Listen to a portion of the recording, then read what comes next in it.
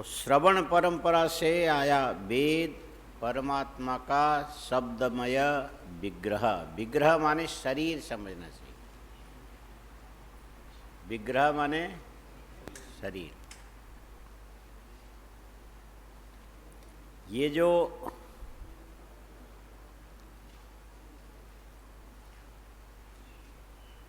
मयट प्रत्यय होता है, मयट। आज सुबह कौन सा एक शब्द था जिसके बोला था वो व्युत्पत्ति पूछना, क्या था सुबह? एक शब्द था ना, किसी को ख्याल है?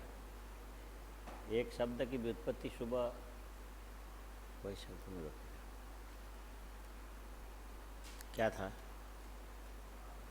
हाँ हाँ हाँ हाँ हाँ हाँ। आपको पूछा किसी ने? कैसे पता लगा? अच्छा अच्छा, वो हाँ हाँ हाँ हाँ हाँ उसको ठीक है, आंजनेय। हाँ हाँ, अंजनाया अपत्यम आंजनेय। इस ढक होकर के अच्छा ये होकर के आंजनेय बन गए। हाँ, तो अंजनी मतलब है कि खाली बाल्टी कोई भी उठा सकता है। आया समझ में? खाली बाल्टी कोई भी उठा सकता है। थोड़ा खाता पीता आदमी भरा हुआ भी उठा लेगा। लेकिन कोई एक मकान को थोड़ी उठा सकता है हाथ से ऐसा। पहाड़ को थोड़ी उठा सकता है। हनुमान जी ने उठा लिया था पूरा पहाड़। संजीवनी सारा पूरा ही उठा के लाए थे ना, और लड़ाई भी इसी रंग से करते थे। और वो जो हनुमान जी को संसार में उतारने के लिए कई लोग इकट्ठे हुए। शंकर सुवन केसरी नंद, दो तो हो ही गए। पवन तनय तो तीन हो गए मिलकर के। लेकिन उससे माता एक ही है, अंजनी, इसलिए आंजनेय। इतने सब के बाद भी जो एक विकृति आती ना, सर्जनकृत विकृति इसको बोलते हैं, वो हनुमान जी में नहीं आ पाया। सबकी स्थिति एकदम अलग अलग है। भगवान शंकर के पुत्र हुए वो एकदम शुद्ध तरीके से।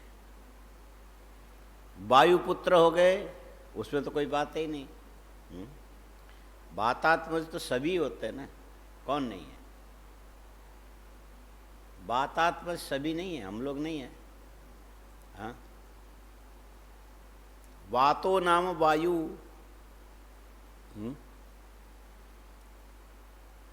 और तस्य आत्मना सकाशात जायते इति बातात्मज। वायु से नहीं, वायु की आत्मा से जिसने जन्म लिया उसका नाम है बातात्मा। तो वहां भी विकृति नहीं दिखेगी ना, दूर हो गया। और बाकी केसरी के क्षेत्र, वहाँ भी कोई बात नहीं। यथा धृतराष्ट्र पांडु इत्यादिवत। तो सब मिलाकर के ये हनुमान जी की उत्पत्ति की है। आंजनेय स्पष्ट हो गया। यहाँ पर भी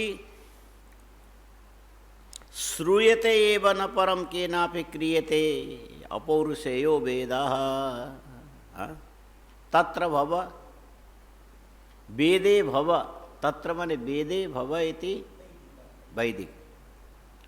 और अनुश्रवे भव इति आनुश्रविक। आनुश्रविक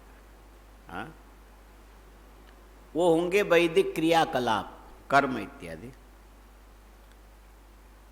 तो वहाँ भव कैसे बोल रहे हो? तो उसका अर्थ करना वेद विज्ञानेन प्राप्त इत्यर्थ। लिखा होगा, लिखा है। तत्र भव आनुश्रविक इति तत्र प्राप्तो ज्ञात इति यावत्। धर्म और ब्रह्म आनुश्रविक वेद के द्वारा ज्ञात है। धर्म और ब्रह्म, ये मूल लिख लिया। तत्र भव आनुश्रविक इति तत्र प्राप्तो ज्ञात इति यावत्, माने वेद विज्ञान के द्वारा लब्ध है धर्म विज्ञान। परंपरा कैसे रखोगे? श्रवण से प्राप्त है वेद विज्ञान, और श्रवण से प्राप्त वेद विज्ञान के द्वारा धर्म विज्ञान। वेद के अंदर से तुमको धर्म का ज्ञान हुआ ना, ठीक है। तत्र प्राप्तो इति ज्ञात इति यावत् वेदे ज्ञातः धर्म आचरणेन चरितार्थो भवति। वेद के अंदर जाना गया जो धर्म है, आचरण करने से चरितार्थ होता है। कैसे होता है? आचरण करने से चरितार्थ होता है। और जैसे आनुश्रविक वेद के द्वारा प्राप्त धर्म आचरण के बाद चरितार्थ होता है, ब्रह्म आचरण के द्वारा चरितार्थ क्यों नहीं होता है? ब्रह्म आचरण के द्वारा चरितार्थ क्यों नहीं होता? आचरण सापेक्ष क्यों नहीं है? और कहीं कहीं पर ऐसा भी उठाते हैं कि ये आत्मा ब्रह्म प्राप्ति इसकी होती है, आत्म प्राप्ति ब्रह्म प्राप्ति होती है, ऐसा सवाल उठा। जवाब दिया प्राप्ति नहीं होती है। फिर पुरुषार्थ क्यों करेगा उसके लिए? ले प्राप्ति भी होती है। दोनों ही बातें कैसे बोल रहे हो? बोले उसमें एक छाया है, एक यथार्थ है। आत्मा की प्राप्ति नहीं होती है, ये यथार्थ है। और आत्मा की प्राप्ति होती जैसी लगती है, इसीलिए ये छाया है। हाँ? आत्मा जो है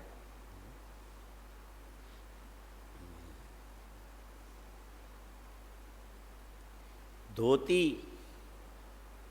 कुर्ता, दुपट्टा, जूता, जूता के जूते, हाँ, हिंदी में एक वचन के बाद सीधे बहुवचन तो है, द्विवचन तो है नहीं, हिंदी में द्विवचन है। इसीलिए जूता के जूते, ये सारी चीजें प्राप्तव्य है। ये सारी चीजें प्राप्तव्य माने देने वाला कोई और है, लेने वाला कोई और है, बीच में एक वस्तु और है। कितने चीजें हो गई? देने वाला कोई और, लेने वाला कोई और उस बीच में लेन देन के जो संबंध विधायक तत्व द्रव्य विशेष कोई। ये छोटी सी पुस्तक, देने वाला मैं हो गया, लेने वाला ये कोई और गया, ये बीच में पुस्तक आ गई। ये इसको उठा के हमने इसको दिया तो इसको प्राप्त हो गया, ठीक है। अच्छा, एक आदमी को कुछ नहीं मिला, हाँ, एक आदमी को कुछ नहीं मिला, अर्थ क्या लेते हो? औरों को मिला, एक को नहीं मिला। तो जिसको नहीं मिला वो दुखी होगा कि नहीं होगा? और कोई विशिष्ट चीजें होगी जो उसको नहीं मिला तो चल पड़ा, अब मैं जिंदा नहीं रहूंगा, मर जाऊंगा। तो कैसे मरोगे भाई? तो मरने के कुछ कुछ उपाय हैं, बहुत सारे हैं। मरने के कई उपाय हैं। हाँ? किसी ऊंचे पुल से, पुल बोलते क्या, ब्रिज, वहाँ से छलांग लगाओ गहरी नदी में तो भी मर जाओगे। और बहुत तेज गति से आने वाली गाड़ी का पता लगेगी इतने बजे आने वाली, और लाइन पर लेट जाओ, उसमें भी हो जाएगा। और भी कई, इसका मतलब ये करो ये मतलब नहीं है, कई तरीके हैं। और गहरे कुएं के अंदर कूद जाओ, हाँ, तो भी मरना हो जाएगा। तो कोई चीज न मिलने से आदमी चला गया कुएं के अंदर कूदने के लिए, बस छज्जे पर खड़ा हो गया कुएं के ऊपर की दीवार में। ये मैं अभी इस पे कूदा, तो इतने में जिस आदमी ने औरों को कुछ दिया था उसको अनुभव हो गया कि ये इसी मारे मरने जा रहा है। पीछे से दौड़े दौड़े जाके उसके कुर्ता पकड़ लिया। मरने से पहले कोई कपड़ा उतार के नहीं मरता कि भैया मैं तो मर जाऊंगा, ये किसी के काम में आवे, ऐसा होता है क्या? हाँ, सिर हिला रहे हो, कभी ऐसा किया है क्या? हाँ, करके कभी देखा है? तो वो तो आवेश में गया, तो पीछे से हाथ से कपड़ा पकड़ के पीछे खींच लिया। पलट के देखा, एक अच्छी सी गाली दे के बोले कौन आया, मुझे मरने भी नहीं दिया फलाने ने। हाँ, बोले भैया जिसके लिए तू मर रहा ना वो चीज मैं तुमको दे रहा हूं, ले। आप खुश होगा कि नहीं? अब वो कहता कि तुमने मुझे मरने से बचा लिया, नहीं तो मैं तो गिर गया होता तो मर जाता। तुम्हारी वजह से मुझे मेरी आत्मा की प्राप्ति मुझे हो गई। क्या बोलता है? तुम्हारे प्रयत्न से मुझे मेरी आत्मा को, मेरी ऐसा बोलते, हिंदी में ऐसे बोलता है, मेरी आत्मा नहीं बोलता, मेरा आत्मा नहीं बोला जाता। बंगाली लोग बोलते मेरा आत्मा, लेकिन ऐसे मेरी आत्मा ऐसा बोलते। तुम्हारे प्रयत्न से मुझे मेरी आत्मा मिल गई, इसीलिए तुमने मुझे आत्मदान किया। हाँ? यथा द्रव्यदान किया ऐसे तुमने मुझे आत्मदान किया। कौन बोलता है? हाँ? जो मरने को तैयार था, जरा सी बात में मरने को तैयार था, वो बोलने लगा तुमने मुझे आत्मदान किया। और वो बचाने वाला बोलता कि अभी भी मूर्खता कर रहे हो, आत्मा का दान कोई किसी को नहीं करता है। आत्मा का दान कोई किसी को, मेरे बचाने से पहले भी तेरे अंदर आत्मा पहले से थी। तो कूद करके यदि मर जाता तो शरीर में उसकी उपलब्धि न हो करके अन्य शरीर में चला जाता, लेकिन आत्मा का विनाश तो हो नहीं सकता। लेकिन उस शरीर में आत्मा की स्थिति पहले से थी। विच्छेद से मैंने बचाया का मतलब ये नहीं कि मैंने आत्मा का दान किया, आत्मा तुम्हारे अंदर पहले से थी, लेकिन विच्छेद होने की संभावना, शरीर से विच्छिन्न होने की, शरीर छूटना बोलते, मरना माने आत्मा छूटना नहीं है। शरीर छूटने का मतलब, मरने का मतलब तुम्हारी आत्मा तुमसे छूट जाएगी ऐसा नहीं है। बोलो, मरने का मतलब, ये भी लिखो, बड़े अक्षर में लिखना, मरने का मतलब लिखो। हाँ, मरने का मतलब तुम आत्मा से अलग हो जाओ ऐसा नहीं है। मरने का मतलब आत्मा से तुम अलग हो जाओगे ऐसा नहीं है। आत्मा से, समझ में आया?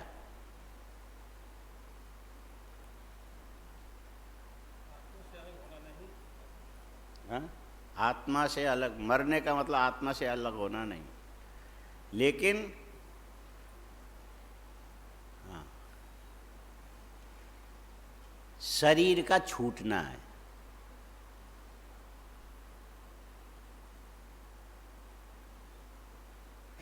शरीर का छूटना क्या अर्थ करें?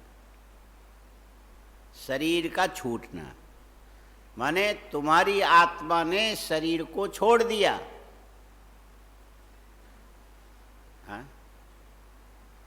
मान लो तुम सब लोग मर गए। मान लो तुम सब लोग मर गए, तो कहोगे हम अकेले क्यों? चलो हम मान लो हम भी मर गए, सभी मर गए का मतलब क्या है? मर गए का मतलब ये नहीं कि हमारी आत्मा हमसे छूट गई। अपादाने पंचमी वृक्षात पत्राणि पतन्ति, हमारी आत्मा हमसे छूट गई ऐसा नहीं है।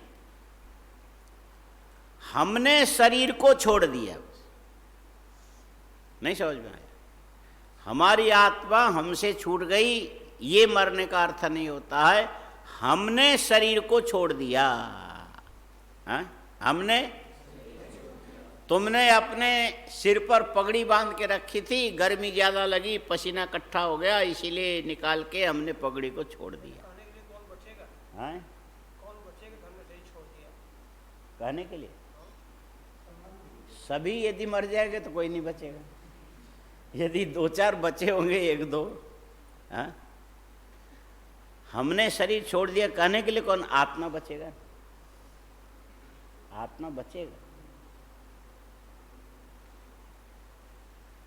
ये हम लोग हिंदू है ना, वैदिक सनातन धर्मावलंबी हम लोग, और हम लोगों का मूल सूत्र क्या है कि जन्मांतरगामी आत्मा है, और पूर्व में भी हमने जन्म लिया था, उस शरीर को छोड़ा, वहाँ से आकर के ये शरीर ग्रहण किया, ये छोड़ेंगे, आगे ग्रहण करेंगे। तो इसीलिए जानने वाला जीवात्मा रहेगा। जानने वाला कौन रहेगा? जीवात्मा रहेगा। जीवात्मा का मतलब क्या है? वो 17 तत्व विशिष्टो जीव, जीव प्राण धारणे नहीं है, जो प्राण को धारण करता है और साथ में 17 तत्व की उपाधि को लेकर के जीव बनता है। कितने? कौन कौन से? 5 ज्ञानेन्द्रियां, 5 कर्मेंद्रियां, 5 प्राण, मन और बुद्धि, इसको लेकर के एतद विशिष्ट जो आत्मा है उसको जीवात्मा बोलते हैं। क्या बोलते हैं? फिर से बोलो, क्या बोलते हैं? जीव। जैसे गच्छ वैसे जीव, जैसे गच्छ वैसे, मतलब क्या है? मतलब है कि प्राण, लिखो, प्राण धारणानुकूल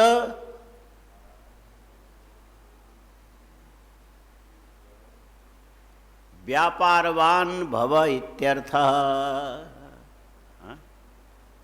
जीव इत्यस्य प्राण धारणानुकूलो नुकूल व्यापारवान भव, यह आशीर्वाद है। ये क्या है? ऐसे बोला ना, मान लिया तुम लोग सब मर गए, नहीं मरे, क्योंकि वो कोई अभिशाप नहीं था ना, वो विचार के लिए एक काल्पनिक आरोप था, इसको अध्यारोप बोलते हैं। और अब तुमको बता दिया कि नहीं, तुम मरोगे नहीं, तुम लोग कोई नहीं मरेगा। ज़्यादा से ज़्यादा यदि होगा तो तुम्हारा शरीर तुम्हारे जीवात्मा से अलग हो जाएगा। बोले हमारा शरीर हमारी आत्मा से अलग होगा, हम अलग होंगे, शरीर अलग होगा। जानने वाला कौन? तो जानने वाला जीव।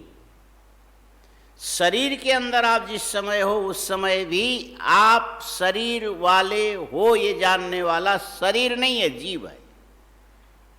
बोलो, शरीर के अंदर हम जिंदे हैं तब भी शरीर को जानने वाला कौन है? शरीर है कि आत्मा है? वो शरीर को जानने वाला कौन है? आत्मा है। इसीलिए यहां पर षष्ठी विभक्ति का प्रयोग किया जाता है। मैं जिंदा हूं, बोलो, सबने बोला। ये सबको बोलना चाहिए, मैं जिंदा हूं। वो जो कोने में अंगुली यूं यूं कर रहा है वो नहीं बोल रहा है, वो सामने। क्या नाम है? उसने नहीं बोला मैं जिंदा हूं। तो इसके 4-5 बजे फिर बांस वगैरह मंगा लेंगे। नहीं समझ में आया? इसमें कभी प्रमाद मत करना।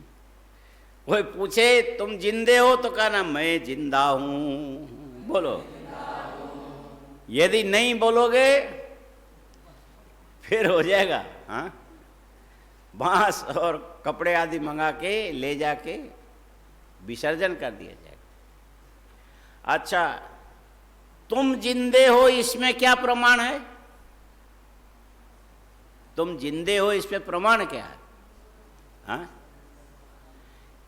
इसमें प्रमाण ये है कि मैं इन इन चीजों को जान रहा हूं, मैं इन इन चीजों को जान रहा हूं। ये जीवित होने का लक्षण है। मैं अपने हाथ को जानता हूं, मैं अपने, क्या बोलोगे? मैं अपने हाथ को जानता हूं। बोलो, इसमें हाथ तो कर्म है, हाथ क्या है? कर्म नहीं है, नहीं। इस वाक्य में मैं कर्ता, जानने वाला कर्ता हुआ ना, प्रथमांत क्या होता है? कर्ता होता है। और हाथ में कौन सी विभक्ति लगाई? हाथ को, ये द्वितीय है ना, कर्मणि द्वितीय। मैं हाथ को जानता हूं। हाँ? और जानना ये क्रिया है, मैं ये करता है, हाथ को ये क्या है? कर्म। तो जैसे आदमी घर से निकल के अपने गांव के लिए जाता है, गांव को जाता है, ने रेलवे स्टेशन से उतर के वहां से धीरे धीरे धीरे 9 2 11, कितना बोलते हैं? हाँ, 9 2 11। हाँ, ये इसको क्या है? डिजिटल बोलते हैं,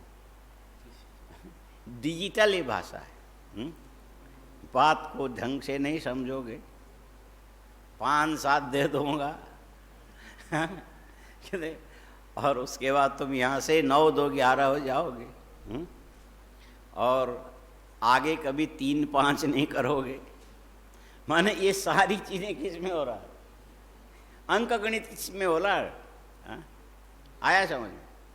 तो रेलवे स्टेशन से उतर के ऐसा ऐसा ऐसा ऐसा ऐसा करके जा रहे हो, तो जाना कहां तक है? गांव तक है। तो इसमें कारक पढ़ा तो होगा, सूत्र याद है? कारक कर्तुः ईप्सिततमं कर्म। कर्तुः माने कौन सी विभक्ति? इसमें कर्तु में भी तो विभक्ति है। कर्तुः कौन सा है? षष्ठी विभक्ति। माने मतलब क्या है? संबंध षष्ठी। हाँ, षष्ठी का मतलब संबंध। हाँ,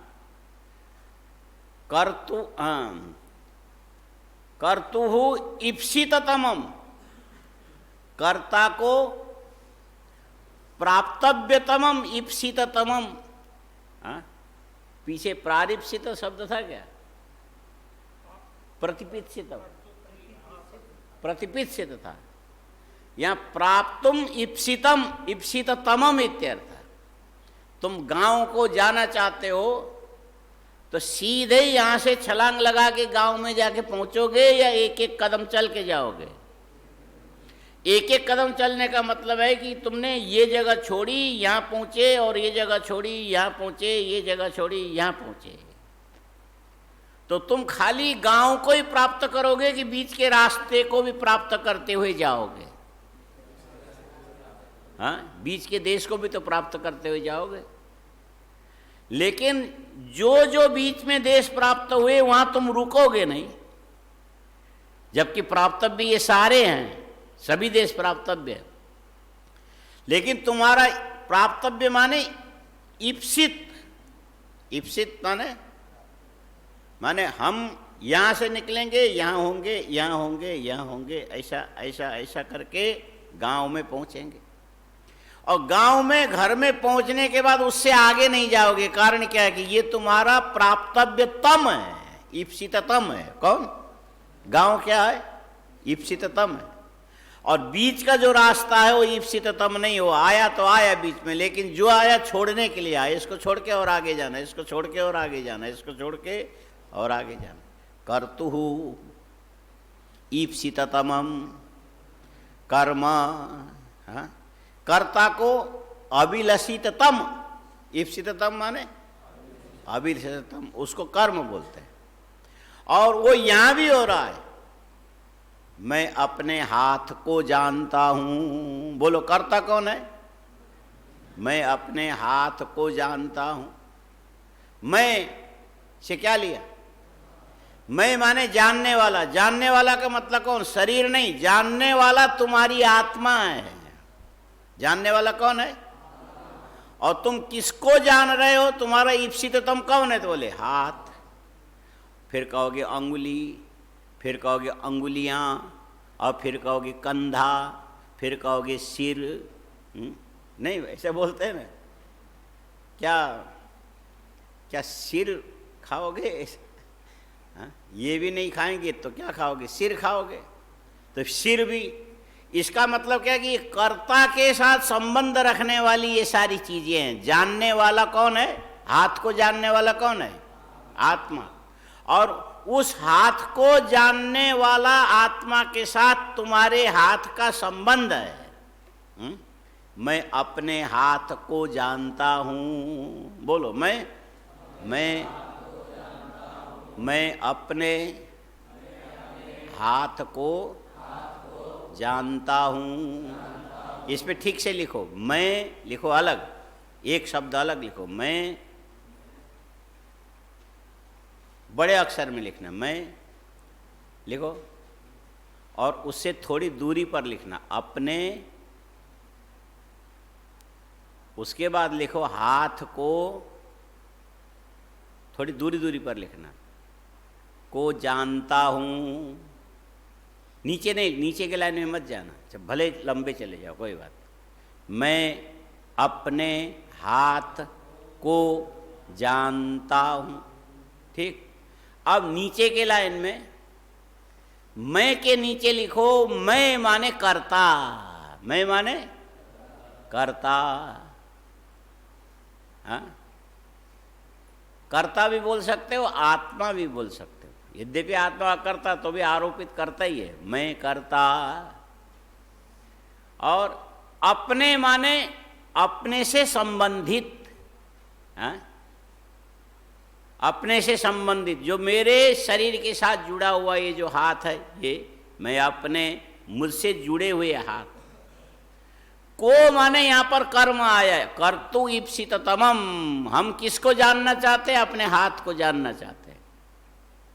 और मेरे ज्ञान का विषय मेरा हाथ बन गया। तो जहाँ पर षष्ठी विभक्ति का, हाँ, समझ नहीं रहे, जहाँ पर षष्ठी विभक्ति का प्रयोग होता है वहाँ षष्ठी विभक्ति से संबंध का ज्ञान होता है। षष्ठी विभक्ति से संबंध का ज्ञान होता है। इसका मतलब है कि हाथ का मेरे शरीर से संबंध है। हाथ का मेरे शरीर से, और उस हाथ को माने मेरे ज्ञान से हाथ का संबंध हुआ, तो उस हाथ को मैं जानता हूं। तो जो संबंध होता है वास्तव में स्वयं संबंध ही नहीं होता है। संबंध स्वयं, समझे बिना बोल रहे हो? बोलो, संबंध स्वयं संबंध ही नहीं होता है। सिर में टोपी पहन लिया, टोपी और सिर का, सिर और टोपी के बीच में संबंध है। टोपी और सिर का, टोपी और सिर के बीच में संबंध है। ये संबंध टोपी भी नहीं है, ये संबंध सिर भी नहीं है, ये संबंध टोपी भी नहीं है, ये संबंध सिर भी नहीं है। न होने के बाद भी ये जो संबंध है सिर और टोपी को जोड़े रखता है। क्या करता है? सिर और टोपी को आपस में जोड़े रखता है। संबंध संबंधी से अलग है। बोलो, संबंध संबंधी से अलग है। जैसे सिर और टोपी का संबंध यहाँ है, ये संबंध सिर भी नहीं है और ये संबंध टोपी भी नहीं है। टोपी का संबंध सिर से है, सिर का संबंध टोपी से है। इन दोनों के बीच में क्या एक संबंध है। संबंध संबंधी से अलग होता है, संबंध संबंधी से अलग होता है। अच्छा, अब यहां पर मैं अपने हाथ को, मैं करता, और अपने माने कर्ता से संबंध रखने वाला जो शरीर और उस शरीर के साथ संबंध रखने वाला हाथ, इसको कर्म बना करके बोल रहे हो मैं अपने हाथ, अपने माने संबंध, हाथ को जानता हूं। यहां पर ज्ञान के साथ हाथ का संबंध हो गया, इसका मतलब हाथ ज्ञान नहीं है, हाथ ज्ञान नहीं है, हाथ ज्ञान है,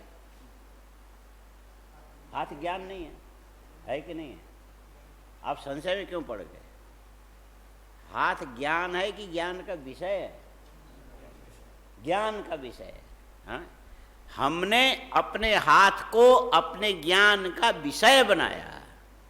ज्ञान का विषय का मतलब है जैसे दीवार में बड़े अक्षर में कोई मंत्र लिखा है और हम यहाँ पर बैठे हैं, अंधेरा है, दिखाई नहीं देता है, यहाँ से टार्च जलाया, टार्च जलाने से वो दीवार के अंदर के मंत्र दिख रहे हैं। तो ये प्रकाश ने क्या किया? दीवार में लिखे हुए अक्षर को प्रकाशित किया। क्या किया? प्रकाशित किया नहीं, पूरा बोलो। दीवार में लिखे हुए अक्षर को टार्च के प्रकाश ने प्रकाशित किया। प्रकाश ने अक्षर को प्रकाशित किया का मतलब है प्रकाश हो गया प्रकाशित करने वाला, और ये जो प्रकाश के बीच में क्रिया है जो उसको दिखने योग्य बना देता है, और वो प्रकाश दीवार में जैसे पहले था ऐसे अभी है। और यहाँ प्रकाश ने इतने काम किया कि प्रकाश को उसने विषय बनाया। प्रकाश का विषय कौन बना? अक्षर। बोलो, प्रकाश का विषय कौन बना? और यदि हम उसको अपने आंख से देखेंगे तो हमने अपने दृष्टि का विषय बनाया। किसको? अक्षर को। प्रकाश ने भी दीवार के अक्षर को विषय बनाया, उसके बाद तुम्हारी आंख ने भी दीवार के अक्षर को विषय बनाया। और इतना ही नहीं है, तुम्हारी आंख ने केवल विषय बनाया, उसमें इतना सामर्थ्य नहीं है। आंख के साथ जुड़ा हुआ जो अंदर मन है, उस मन ने तुम्हारी आंख को उसके साथ संबंध बना के आंख के द्वारा वो अक्षर को विषय बनाया। वो उसके द्वारा इस पे जोड़ करके, है ना? क्योंकि टार्च से जिसको देखते हो वहाँ भी पर भी तो इतनी सारी चीज़ें होती है। टार्च होगा, हाँ, टार्च ऐसे गोल जो स्टील का वो पाइप जैसे तो आकार होता है, और उसके पीछे बैटरी लगाते हैं, हाँ? उसमें विद्युत संग्राहक तत्व होता है, कुछ कोयला चूना क्या क्या करके भर के, और एक तांबे का छोटा सा वो रॉड होता है, और एक कोना आगे निकला है, एक कोना पीछे निकला, और उसके साथ दूसरी बैटरी जुड़ गई, तीसरी, और वो जो टार्च पीछे का जो है उसमें तांबे का छोटा सा स्प्रिंग जैसा वो दबाव डालता है, और ये इधर से जा करके उधर बल्ब में ये अर्थ भी और साथ में बिजली के दो तरंग बोलते हैं, ऋण और धन, दोनों जा करके मिल गए। तो ये जो बल्ब के अंदर छोटा सा, पहले तो ये जो गैंडा नहीं होता था,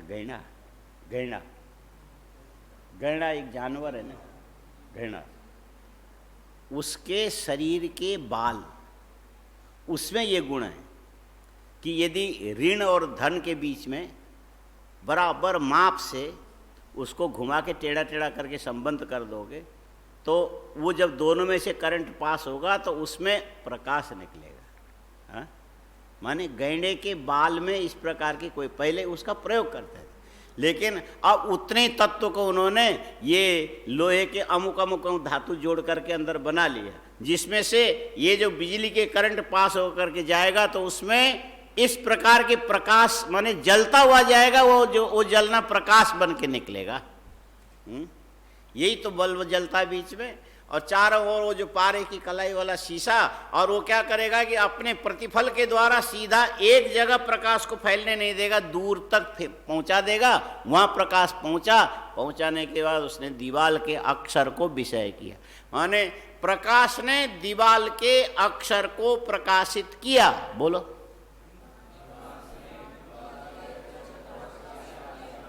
तुम भूल जाओगे। प्रकाश ने दीवाल के अक्षर को प्रकाशित किया। पूरा खाली पन्ने में लिखो, इधर पीछे लिखो। प्रकाश ने दीवाल में लिखे हुए अक्षर को प्रकाशित किया। अब उसका अर्थ लिख लो। पूरा लिखने के बाद 2 लाइन दे करके फिर नीचे उसकी व्याख्या लिखो।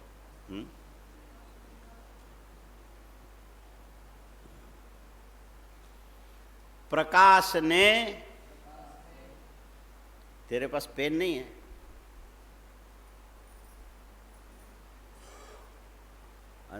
अंदर सचिन अंदर है ना? प्रकाश ने लिखा ना पूरा, अब उसका अर्थ लिखो। उसका अर्थ ये है, दीवाल में, नीचे लिखो, लिखे हुए अक्षरों ने, अक्षरों को, दीवाल में लिखे हुए, दूर दूर लिखना, अक्षरों को प्रकाश ने विषय किया। ऊपर का और नीचे का एक ही अर्थ हो जाएगा। हाँ? बोलो तो क्या लिखा?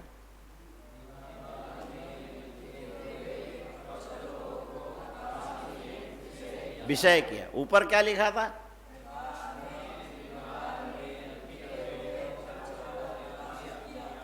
प्रकाश में ने दीवाल में लिखे हुए अक्षर को प्रकाशित किया। नीचे क्या लिखा? दीवाल में लिखे हुए अक्षरों को प्रकाश ने विषय किया। प्रकाशित करना माने विषय विषयी भाव संबंध होता है इसमें। हाँ, विषय, प्रकाश क्या है? द्रव्य है। और सामने जो अक्षर दिखाई देता है ये क्या है? वो भी द्रव्य। लेकिन द्रव्य द्रव्य को प्रकाशित कर सकता है, लेकिन प्रकाशित होने वाला, उसको क्या गुण बोलेंगे? गुण विशेष है। प्रकाशित होना, चमकना, सजना, रंगना, अनुरंजित, ये सब गुण विशेष है। ये क्या है? अच्छा, द्रव्य और गुण का जो संबंध होता है आपस में समवाय संबंध होता है। द्रव्य गुण का संबंध क्या होता है? समवाय संबंध। द्रव्य द्रव्य का संबंध क्या होता है? हाँ? द्रव्य और गुण का संबंध क्या होता है? समवाय। द्रव्य का द्रव्य के साथ होने वाले संबंध को क्या बोलते हैं? संयोग बोलते हैं। ये सूत्र है, हमेशा याद रखना। द्रव्य द्रव्योरेव संयोगः। द्रव्य का द्रव्य के साथ होने वाला जो संबंध उसको संयोग बोलते हैं। द्रव्य का गुण के साथ होने वाला संबंध को समवाय संबंध बोलते हैं। और ठीक इसी प्रकार ज्ञान का अपने विषय से होने वाला जो संबंध है इसको विषय विषयी भाव संबंध बोलते हैं। ज्ञान का अपने विषय से होने वाले संबंध को विषय विषयी भाव संबंध बोलते हैं।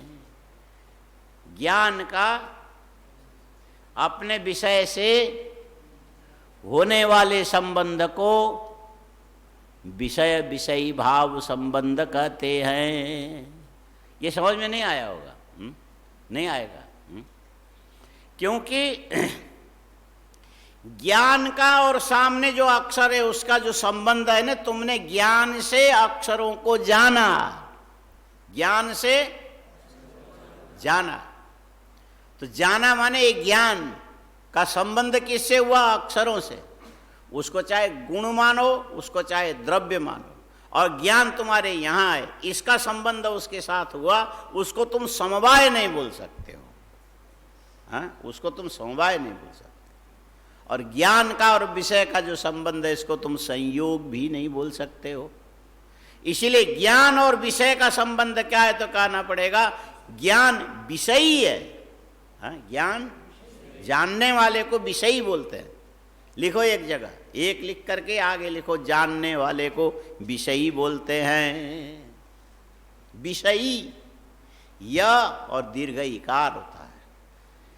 जानने वाले को विषयी बोलते हैं, हाँ? और जिसको बोध होता है वही जानने वाला है ना। जिसको बोध होता है वही जानने वाला है, ये समझ में आया? उसको विषयी कहते हैं। और उसने जिसको जाना, उसने दीवाल के अक्षरों को जाना, तो ये अक्षर क्या है? उसके ज्ञान का विषय है, हाँ? उसके ज्ञान का विषय है। इसीलिए हाँ, गो गोचर, क्या बोलते? गो गोचर जहाँ लगी मन जाई, सो सब माया जानहु भाई। हाँ? जितना तुम मगजमारी करोगे ये सब माया है, कुछ नहीं है। गो, यहाँ गो शब्द से इंद्रियां, गो शब्द से, क्योंकि तुमने दीवाल में लिखे हुए, तुम ध्यान इधर उधर कर रहे हो। हाँ? ये कुमार का घड़ा जैसा नहीं, इतना स्थूल की जैसे सुन के ऐसे जान लोगे। बिल्कुल एकाग्र नहीं हो तो नहीं जान सकते। एकाग्र रहो। दीवाल में अक्षर हैं और अक्षर को यहां से बैठ करके हमने देखा तो अक्षरों का ज्ञान हमको हुआ। तो हमको ज्ञान हुआ, इसीलिए हम कौन हुए? ज्ञाता हो गए, हम हो गए जानने वाले। और यहां से ज्ञान ने उसको प्रकाशित किया। इतनी दूरी का जो आवागमन का संबंध है, ये ज्ञान की क्रिया है। हाँ, ये ज्ञान की क्रिया है। और इस क्रिया का फल क्या है कि दीवाल में लिखे हुए अक्षर जो प्रकाशित हो गए, बोध का विषय बन गया। ये इसका फल है। हाँ? ज्ञाता कर्ता कहाँ है? अंदर है, आत्मा। और वो बुद्धि से अपना प्रकाश मन में, मन से आंख में, आंख से दीवाल तक पहुंचाया। तो वहां तक ये तुम्हारी दृष्टि के प्रकाश पहुंचने से ये तुम्हारे एक एक दरवाजे खुलते चले गए। हाँ? एक एक दरवाजे। समझो शरीर है, शरीर के एक अंश में आंख है, आंख के अंदर तारा है, उस तारे के अंदर छिद्र है, पारदर्शी छिद्र है शीशे के तरह, और उसके पीछे मन है, मन भी एक प्रकार का छिद्र है। और उस मन के छिद्र ने बुद्धि में एक छिद्र के साथ जाके संबंध बनाया, और उस बुद्धि के छिद्र के अंदर आत्मा बैठा हुआ है। तो आत्मा का प्रकाश बुद्धि से निकल के मन में आया, और आत्मा का प्रकाश बुद्धि से निकल के जो मन में आया हुआ, मन से आंख में गया, आंख के छिद्र से निकल करके यहाँ से दीवाल में लिखे हुए अक्षर में गया, और उस अक्षर को उसने प्रकाशित किया। तो ये वो जो अक्षर है, आंख में आया, आंख से मन में गया, मन से बुद्धि में जाकर के प्रकाशित जब हुआ, बुद्धि से आगे जाने की जरूरत नहीं है। बुद्धि में प्रकाशित होते ही वहीं पर अहम भी विद्यमान होने के चलते वो यहाँ प्रतिफलित होकर के मैं जान रहा हूँ, ऐसा होता है। तुम किसी चीज को बाहर जाके नहीं जानते हो, वहां तक खाली तुम ये जो बंद दरवाजे को परस्पर एक दूसरे से संबंधित बनाते हो। हाँ? बुद्धि के छिद्र जाके मन के छिद्र में मिल गया। मन भी छिद्र है, बुद्धि भी छिद्र है, आंख भी छिद्र है। यहाँ से आत्मा का जो प्रकाश निकल के छिद्र से होकर के दीवाल में टकराया, दीवाल में जा करके जो तुम्हारे जो आत्मा का प्रकाश है, वो जो दीवाल में लिखे हुए अक्षर के आकार में बदल गया। बदलने के बाद लौट करके जब वापस आया तो उसने क्या किया? तुम्हारी बुद्धि में जो ज्ञान रूपी प्रकाश है, उसमें वो अक्षरों की आकृति को चमका दिया। अक्षरों के आकृति को चमकाया। और इन सब को मिला के क्या बोला जाएगा? मुझे अक्षरों का ज्ञान हो गया, मुझे। और इस ज्ञान होने में इतनी सारी चीजें उपयोग में आ गई। कितनी चीजें? वो अक्षर यदि अंधेरे में होता तो तुम्हारी दृष्टि उसको ग्रहण नहीं करती, और खाली प्रकाश मात्र होता तो भी तुम्हें अक्षरों का ज्ञान नहीं होता। और उस अक्षर में प्रकाश का संबंध होना चाहिए। ये प्रकाश भी द्रव्य है, अक्षर भी द्रव्य है, दोनों का संबंध संयोग है। द्रव्य द्रव्ययोरेव संयोग। आया समझ में? और यहां से आंख से निकल के जो प्रकाश तुम्हारी दृष्टि गई वो ज्ञानमयी दृष्टि गई। कौन सी गई? ये ज्ञान गुण है। ये ज्ञान क्या है? गुण है। और वहां जाकर के अक्षरों के साथ, प्रकाश के साथ मिलकर के तदाकाराकारित्व ने ये जो ज्ञान है वहां जाके अक्षर के आकार में बदल गया। उसको बोलते तदाकाराकारित हो गई, अक्षराकाराकारित हो गई। क्या बोलेंगे? अक्षर के आकार में आकारित हो गई। यहां से जो ज्ञान गया आकार रहित होकर के गया और जहां टकराया उस आकार में आकारित हो गया। पानी का अपना कोई आकार नहीं था। बाल्टी में जाके बाल्टी के आकार में पानी आकारित हो गया, लोटे में जाके लोटे के आकार में पानी आकारित हो गया, समुद्र में जाके समुद्र के आकार में पानी आकारित हो गया। वैसे कहां देख रहा है? यहां क्या है? किसी बात को समझा रहे थे, ध्यान दो। तो ये जो सूक्ष्म चीज है, जो तुम्हारे बुद्धि से निकल करके जाने वाला जो प्रकाश है, ये प्रकाश विषय तक जब तक जाएगा, विषय को जब तक नहीं छुएगा तब तक आकार रहित है, तब तक। और विषय को छूने के बाद विषय के आकार को पकड़ के फिर पलट करके वापस आता है, हाँ? फिर पलट के वापस आता है। जैसे पानी सींचते हो ना खेत में, तो एक नाली ले जा करके क्यारी में छोड़ दिया, तो जब तक क्यारी भरी नहीं तब तक ये पानी जाता चला जाएगा। पूरा भरने के बाद भर करके वो पानी वापस नाली में होकर के रुक जाता है, आगे पलटता है। वैसे यहां से तुम्हारी वृत्ति जाकर के अक्षर में तदाकाराकारित हो गई, वहां से लौट करके फिर आंखों के रास्ते से मन से होकर के बुद्धि में जाकर के उस आकार को ले जाके अंदर प्रतिफलित कर दिया। माने बुद्धि में वो आकार दे दिया उसने, अक्षर की आकृति कहां दिया? बुद्धि में दे दिया। तब जाके तुम बोलते हो अक्षर ज्ञानवान अहम। ये ज्ञान कोई मजाक नहीं है, हाँ? जो सोचते हो कि ऐसे ऐसे से हो जाता है, इसके अंदर इतनी सारी तकनीक छिपे हुए हैं, हाँ? ज्ञान हो गया वो तो ठीक है, सबको ही होता है। छोटे बच्चों को घोड़ा और गधा एक ही जैसा दिखता है, और छोटे बच्चे से कहे कि तुमको घोड़ा चाहिए कि गधा चाहिए, बोले गधा चाहिए। बोले क्यों? वो थोड़ा छोटा है, हम उस पर बैठ सकते हैं, घोड़ा जरा ऊंचा है, हम नहीं बैठ सकते, हाँ? बोलो बच्चे ने चाहा इसीलिए गधा अच्छा है क्या? हाँ? बच्चे ने चाहा क्योंकि उसको तो चार पैर दिखते हैं, कान बड़े हैं छोटे हैं, उसमें कोई मतलब नहीं है। बच्चे को पहचान जो होता है घोड़े और गधे की कान से ही होता है, और भी सौष्ठव है लेकिन कान विशेष है।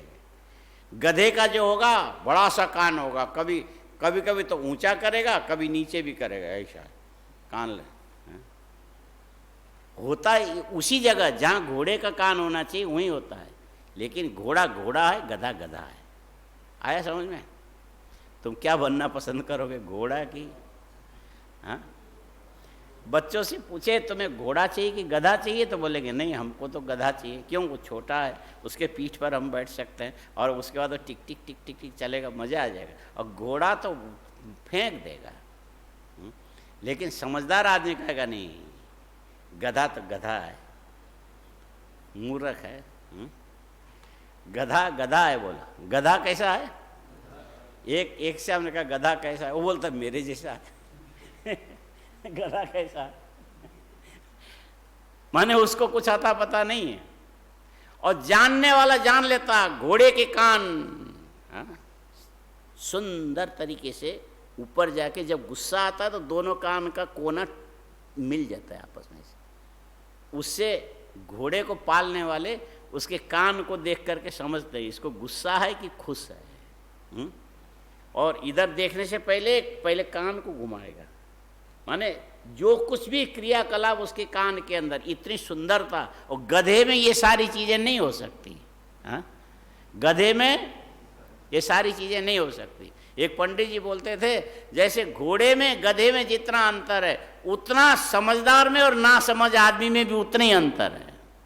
हाँ?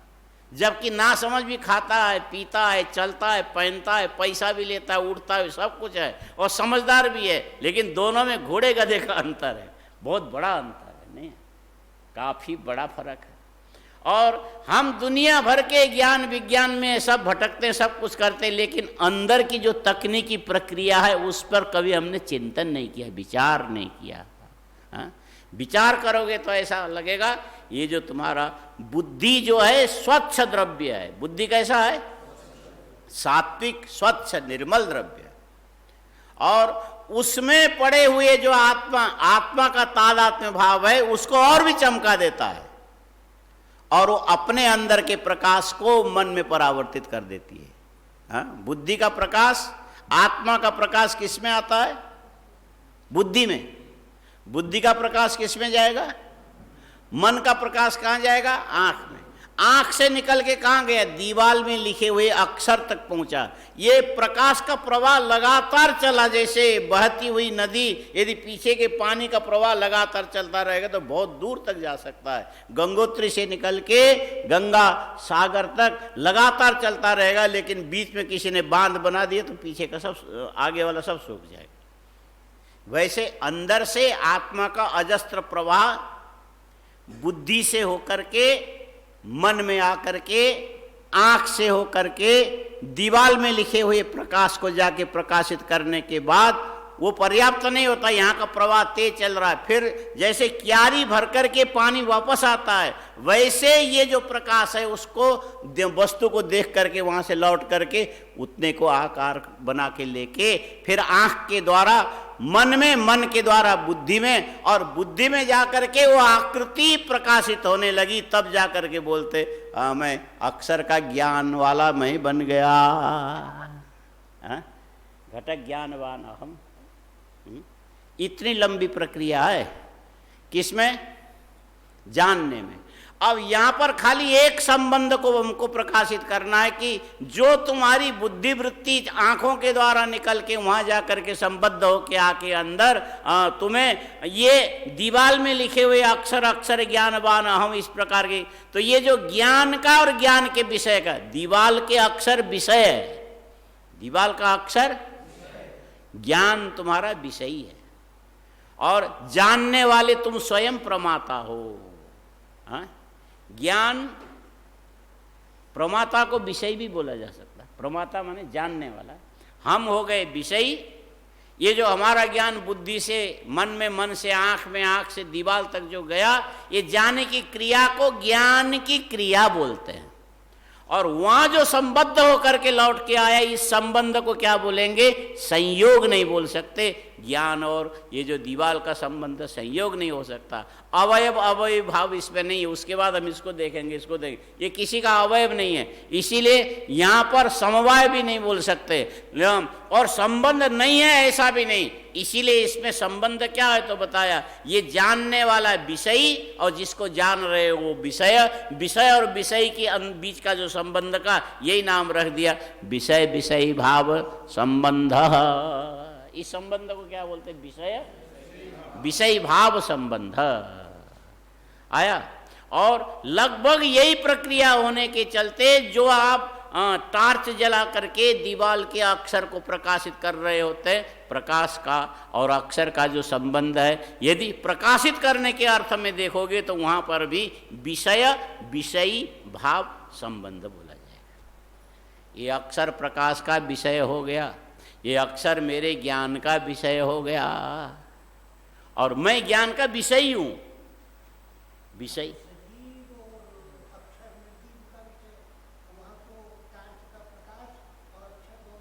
उसको संयोग भी बोल सकते हैं, लेकिन तद्वत प्रयोग कर रहे हैं।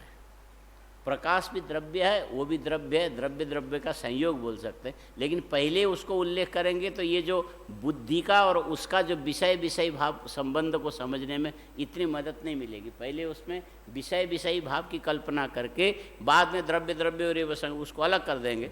लेकिन ये जो ज्ञान का और अक्षर का कभी भी संयोग संबंध नहीं हो सकता। हाँ, इसीलिए, और इसमें ये जो अवयव अवयव जैसी चीज भी नहीं, गुण गुणी जैसा भी नहीं है। नैयायिकों ने भले ही मान लिया, लेकिन ये ज्ञान का और विषय का संबंध गुण गुणी का संबंध नहीं है। इसलिए विषय विषयी भाव संबंध है।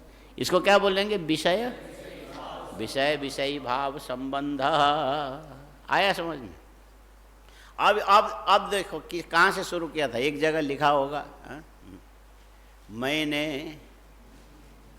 मैं अपने हाथ को जानता हूँ।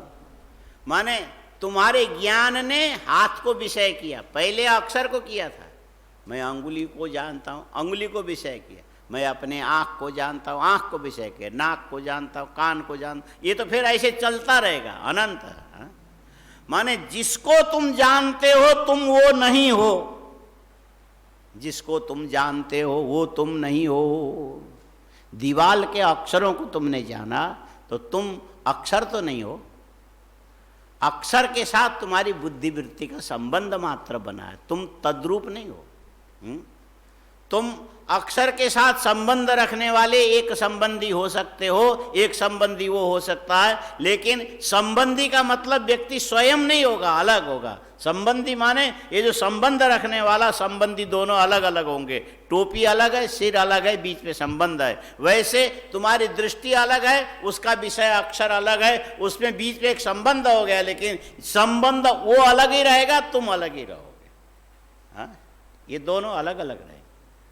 जिसको तुम जानते हो वो तुम्हारे ज्ञान का विषय है। संबंध हो, का माने षष्ठी, संबंध। और संबंधी कौन हुआ? एक हो गया विषय, दूसरा संबंधी हो गया प्रमाता। और जो विषय है प्रमाता नहीं है, जो प्रमाता है विषय नहीं है, दोनों भिन्न भिन्न है। भिन्न होने पर भी नजदीक आने से एक दूसरे ने एक दूसरे को जान लिया, ये विषय विषयी भाव संबंध हो गया। जो संबंधी होते संबंध रूप नहीं होता, संबंध से हट के होते हैं। और बात कहाँ से शुरू की थी? बात शुरू की थी हम मर गए, हम मर गए। क्या बोलना चाहिए? हम मर गए, हम तो मर गए। तुम लोग भी बोलोगे हम तो मर गए। तुम तो मरोगे ही नहीं, तुम क्यों बोलोगे? हाँ, जो मरना होगा तो हम मरेंगे बिना मतलब का, तुम नहीं मरोगे। हाँ, हम तुमको समझाते समझाते मर गए। कौन मरा बोलो? हाँ, इसीलिए तुम मस्त रहना, तुम्हारा कुछ नहीं बिगड़ेगा। ठीक है? कौन मरेगा? कौन? समझाने वाला। हाँ, बोले रात भर रोया, सुबह उठ के देखा एक भी नहीं मरा। बोले हाँ, रोना बेकार गया। कोरोना ही कोरोना। तो हम मर गए जो बोलते हैं ना, मैं मर गया। हाँ, क्या बोलते हैं? मैं मर गया। बोलो मैं मर गया। मरे नहीं हो फिर भी बोलो मैं मर गया। हाँ, खाली अभिनय करना है इसमें, तुमको मरना उरना कुछ नहीं। तुम लोग मरे कोई नहीं हो, मरोगे भी नहीं, इतनी जल्दी नहीं मरोगे। हाँ, अभी काफी ये भेजा खा के मरोगे। इतनी जल्दी नहीं मरोगे। और फिर भी एक आरोप है, मान लो ये कहो कि मैं मर गया, बोलो लिखोगे तो पता लगेगा। ये मैं अलग लिखा जाता है, ये अक्षर में और तुम्हारी भाषा में अंतर नहीं है। पहले कहोगे मैं, उसके बाद कहोगे मर, उसके बाद आगे लिखोगे गया। क्या बोलोगे? मैं मर गया। मतलब है मैं शरीर के अंदर पहले था, मैं शरीर के अंदर, और मर करके यहां से निकल के गया। हाँ, मर करके निकल के गया।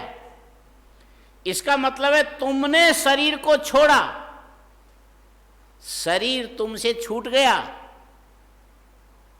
शरीर तुमसे छूटा या शरीर को तुमने छोड़ा का ये मतलब नहीं कि तुम्हारा अस्तित्व मिट गया। फिर भी तुम हो, है ना? फिर भी तुम हो।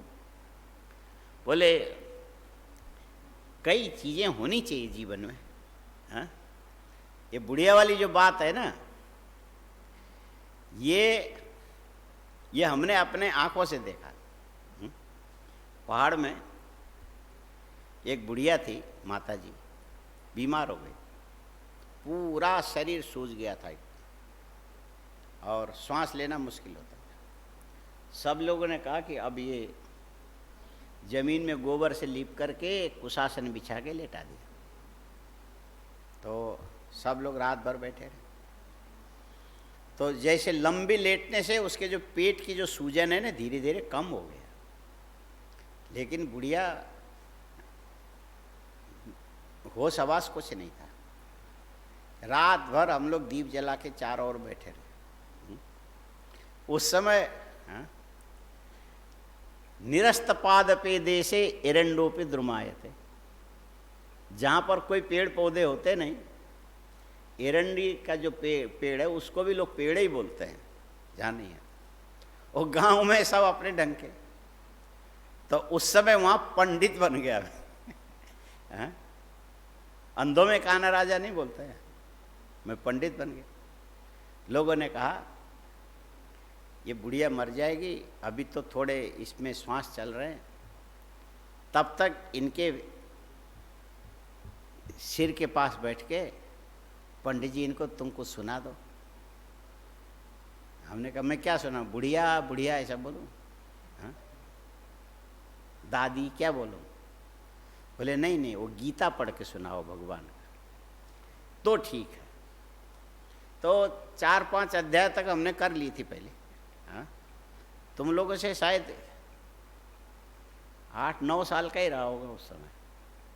तो 5 से आगे हमको याद नहीं था। फिर इधर 1 से लेके 5 तक, फिर 1 से लेके 5 तक, फिर पढ़ता रहा।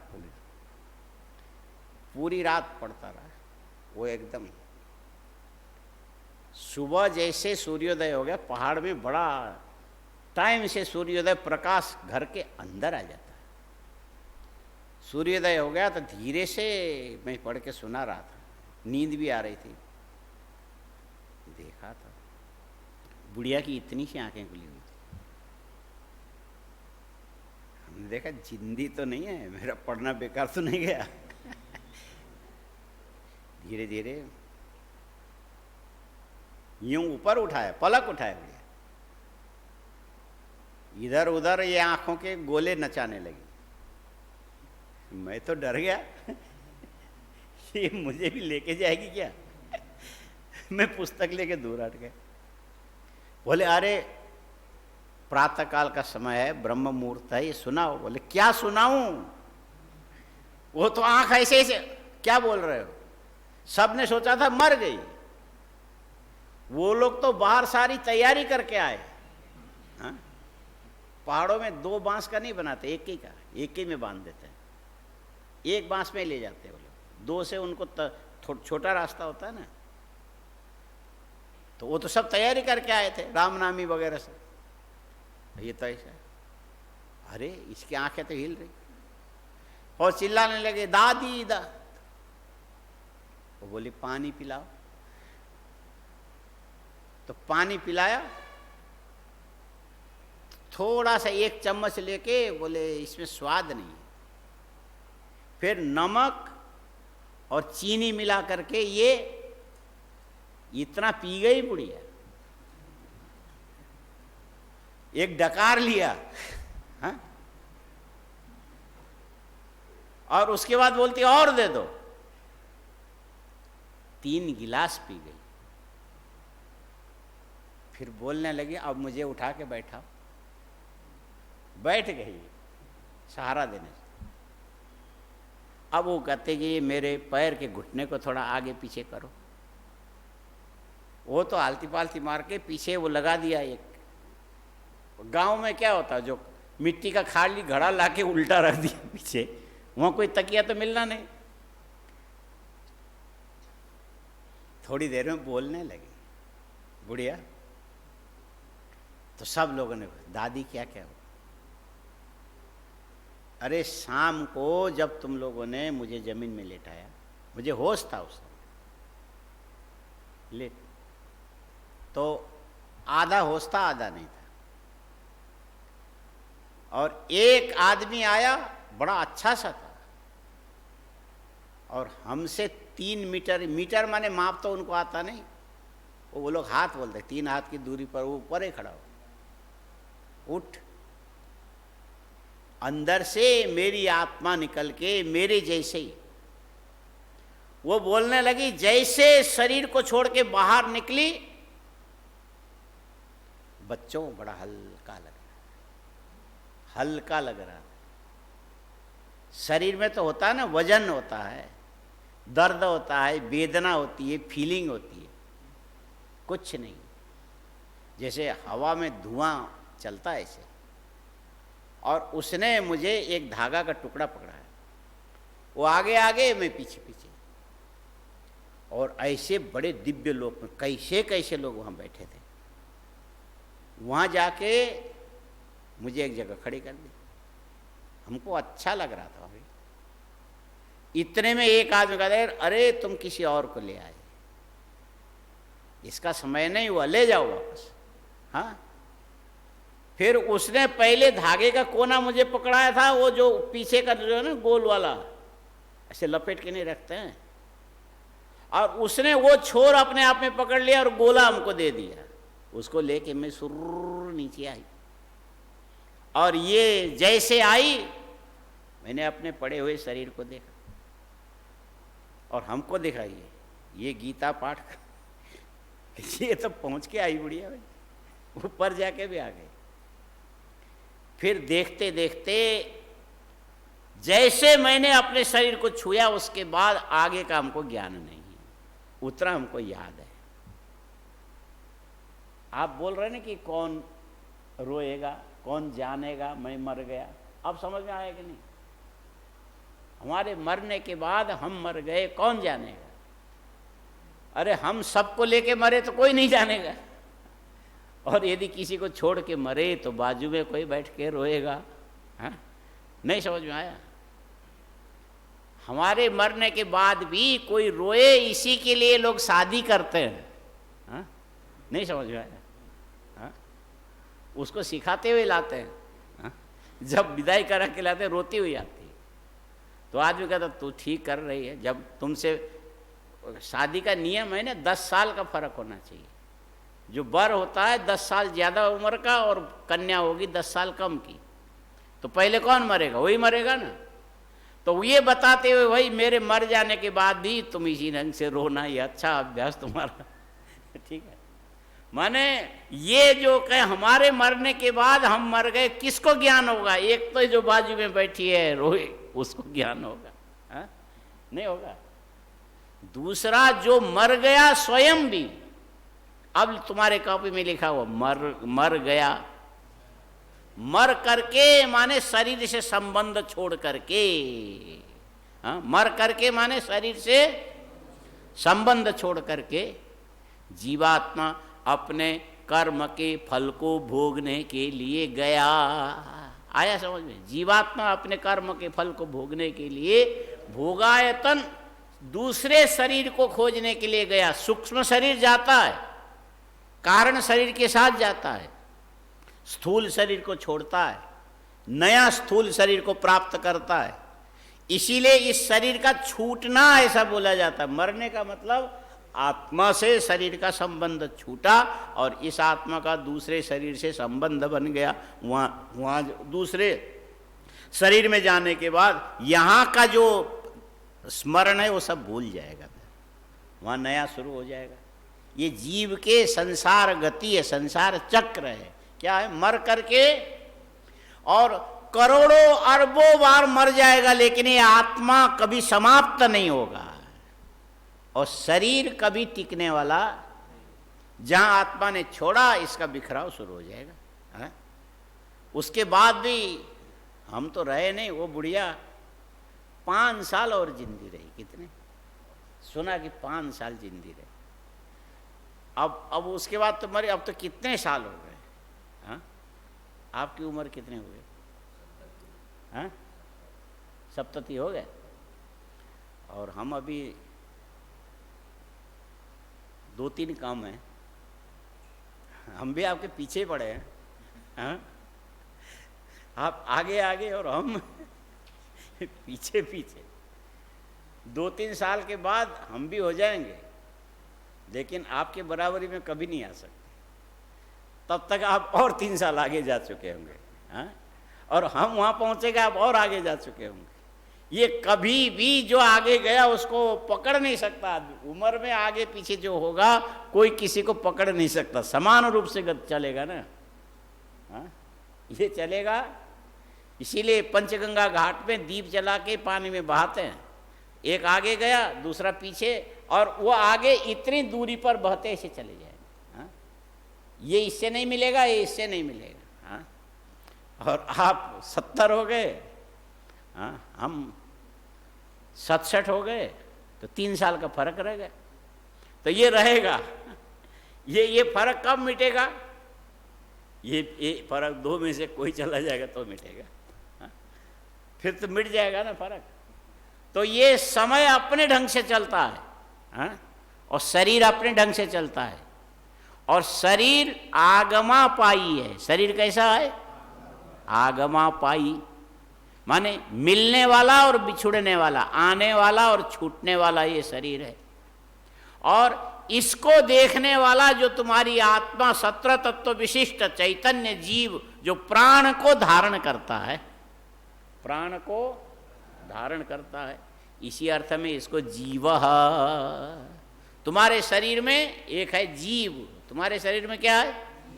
और वो आत्मा है, इसीलिए जीवात्मा बोलते हैं। क्या बोलते हैं? जीवात्मा। तो ये जीव शब्द का जब गुरु जी से पूछोगे तो ये कहेंगे जीव प्राण धारण धातु से क्या क्या बन करके जीव बन गया, हाँ? क्या क्या होके हो? जीव प्राण धारण, अच प्रत्यय करेंगे जीव। कुछ करना है ही नहीं, हाँ? बस ये पक्का सूत्र है हमको कुछ करना नहीं, अपने आप सब बन गया, हाँ? बहुत बढ़िया। और जीव प्राण धारण धातु, माने ये धातु से ही पता लगता है कि जीव।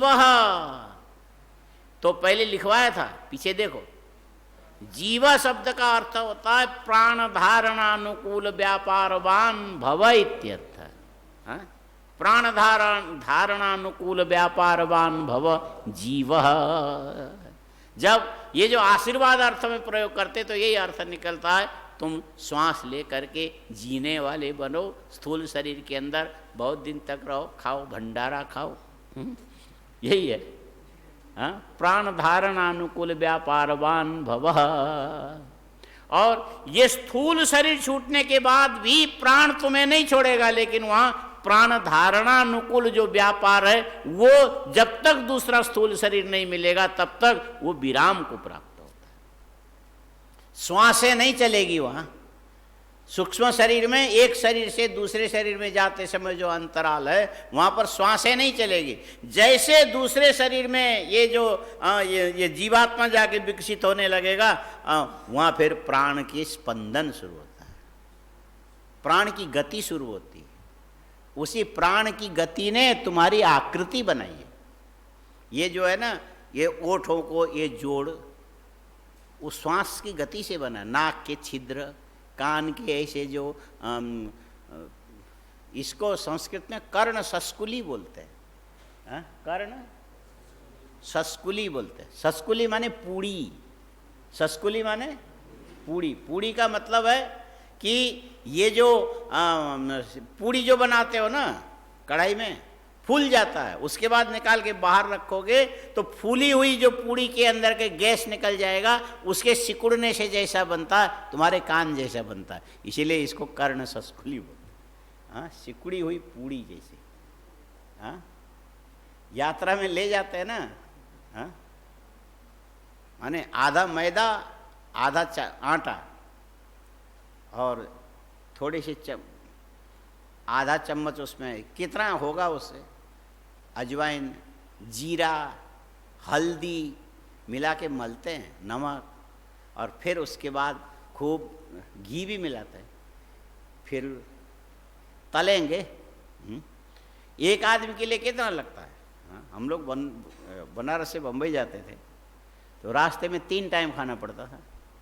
तो उस समय पूड़ी खुद बना लेते थे, भंडार में जाके छोटी कढ़ाई में 1 पाव घी लेकर के 3 टाइम खाना, 30-40 पूड़ी बना के रखते रहे।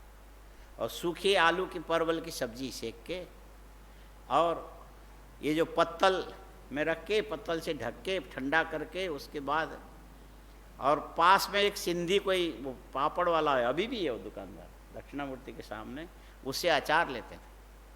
फिर गाड़ी में बैठने के बाद एक बार इलाहाबाद में खाए बनारस से, उसके बाद जा करके इटारसी में खाए, इटारसी फिर जलगांव में, ये सब याद, जहाँ जहाँ खाते हैं ना वहाँ याद। और जलगांव के बाद आगे नहीं खाते थे, इसीलिए कि उधर जो है ना स्टेशन में बढ़िया आइसक्रीम, बीच में कुछ गाड़ी में बीच में बड़ौदा आता था, बड़ौदे में उतर करके हम लोग दूध पीते थे। बड़ौदा स्टेशन में वहाँ पर जो आनंद डेयरी का ठंडा दूध बहुत बढ़िया। और कभी कभी सूरत होकर के गए तो सूरत में चाय पीने के लिए बनारस से लेकर वहाँ तक चाय नहीं पीते थे, सूरत की चाय बहुत प्रसिद्ध। तो इतने से जो पूड़ी तल करके फूलने के बाद अपने आप ठंडे होने के लिए रखोगे, छोटी छोटी होगी तो सिकुड़ने के बाद तुम्हारे कान जैसा ही हो जाएगा। ये कान की ये आकृति किसने बनाया? ये आकृति बनाया गर्भ के अंदर जीवात्मा, जब उसके प्राण स्पंदन स्पदी किंचित चलने, उसकी क्रियाएं शुरू हो गई, और उस क्रिया से तुम्हारे सारे शरीर के नस, ये 72,000 नस नाड़ियां उस प्राण की गति से बने, प्राण के स्पंदन से 72। ये सब जीव वैभव है। ये जीवन क्या है? जीव वैभव है। उसके बाद भी ये दरिद्र आदमी कहता हमको पैसा नहीं मिला, पैसा नहीं मिला, हाय मर गए। अरे तुमको ये जो मिला ये कम मिला क्या? ये जीव के दारिद्र्य की कोई सीमा नहीं है। ये आँख से श्वास, नाक से श्वास लेते हो, आँख से देखते हो, पलकें उठती है, ये सारा जीव वैभव है। माने ये बनाया किसने? आकृति सृजना करने वाला वासना के अनुरूप प्राण है। और जीवन भर जब तक रहोगे तब तक ये क्रियाकलाप भी वही प्राण के द्वारा चलता है, इंद्रियां भी प्राण के द्वारा चलता है। और प्राण, तुम भले सो जाओगे, देर से आओगे, काम नहीं करोगे, निठल्ले रहोगे, लेकिन प्राण एक क्षण के लिए भी रुकता नहीं है। योजागर्ति शयानेस्मिन्, तुम सोए रहोगे तो भी वो जग करके चलता रहेगा। प्राण बहुत बड़ा वैभव है जीवात्मा का, प्राण बहुत बड़ा वैभव है। और ये सारा साम्राज्य उसी का बनाया हुआ है। जीवन है तो सब कुछ है, नहीं तो क्या है? जीवन भद्राणि पश्यति, इसीलिए जिंदे रहने की कोशिश करना चाहिए, जिंदे रहने की। लेकिन एक दिन मरना भी पड़ेगा, फिर दूसरा जीवन मिलेगा, फिर तीसरा मिलेगा, कोई बात नहीं। माने ये जो शरीर छोड़ करके तुम जाओगे, तुम्हारी आत्मा को तुम कभी छोड़ नहीं सकते। क्यों नहीं छोड़ सकते? इसीलिए कि वो नित्य है। हाँ, वो नित्य है। और बुढ़िया ने बता दिया उसी समय, हाँ, जब हम लोग 8-9 साल के थे, तभी उस बुढ़िया ने बता दिया कि शरीर छोड़ करके भी आत्मा अलग है, लोकांतरगामी है। और ये हमारे वैदिक सनातन हिंदू धर्म के मूल सूत्र ही ये है कि हम लोकांतरगामी जन्मांतर को, पुनर्जन्म को मानते हैं। हाँ? हम पुनर्जन्म को, ये शरीर मात्र संपूर्ण जीवन नहीं है। पहले के संस्कार लेकर के, कर्म के फल लेकर के यहाँ जन्म लेकर के आए, और यहाँ से जाने के बाद भी दूसरा शरीर मिलेगा, तीसरा मिलेगा। ये यात्रा अनंत, जब तक मुक्त नहीं होगे तब तक ये यात्रा चलती रहेगी। इसीलिए इसमें 2 चीजें हैं, एक अनित्य है, एक नित्य है। नित्यो, यहाँ कहीं लिखा होगा, नहीं लिखा। नित्यो नित्य अनित्यानाम, नित्यो खाली खंडाकार होगा उसमें, यहाँ कहीं पर नहीं। अरे अपने कॉपी में लिख लो, कापियाँ बहुत हैं, तुम कंजूसी मत करो, जितना लिख सकते हो लिखो। हाँ, वो ढेर लगा है विशाल के कमरे में, लेकिन यहाँ से ले जाकर हम फाड़ोगे, हाँ, और तंबाकू पुड़िया बांध के, लेकिन लिखने के बाद कुछ भी करो चलेगा। नित्यो अनित्यानाम, अखंडाकार देना। चेतनश्चेतनानाम् एको बहूनां यो विदधाति कामान् नित्यो नित्यानां चेतनश्चेतनानाम् एको बहूनां यो विदधाति कामान्। कामम है कि कामान है पता? हाँ? एको बहूनां विदधाति कामान होगा। हाँ। तमात्मस्थम, ऐसा ही ऐसा है। तम आत्मस्थम ये नुपश्यन्ति धीरा। तमात्मस्थम लिखा, तमात्मस्थम ये नुपश्यन्ति धीरा, ये अनुपश्यन्ति धीरा नहीं लिख पाए। नित्यो अनित्यानाम लिखो, दूसरे लाइन से शुरू कर, उस पर घिचिर पिचिर मत कर और नीचे जा। नित्यो अनित्यानाम चेतनश्चेतनानाम एको बहूनां यो विदधाति कामान्। यो विदधाति कामान् तमात्मस्थं येनुपश्यन्ति धीरा तेषां सुखं शाश्वतं नेतरेषाम्। तेषां सुखं शाश्वतं नेतरेषां न इतरेषां। तेषां सुखं शाश्वतं नेतरेषां। लिख लिया? फिर से बोलूं?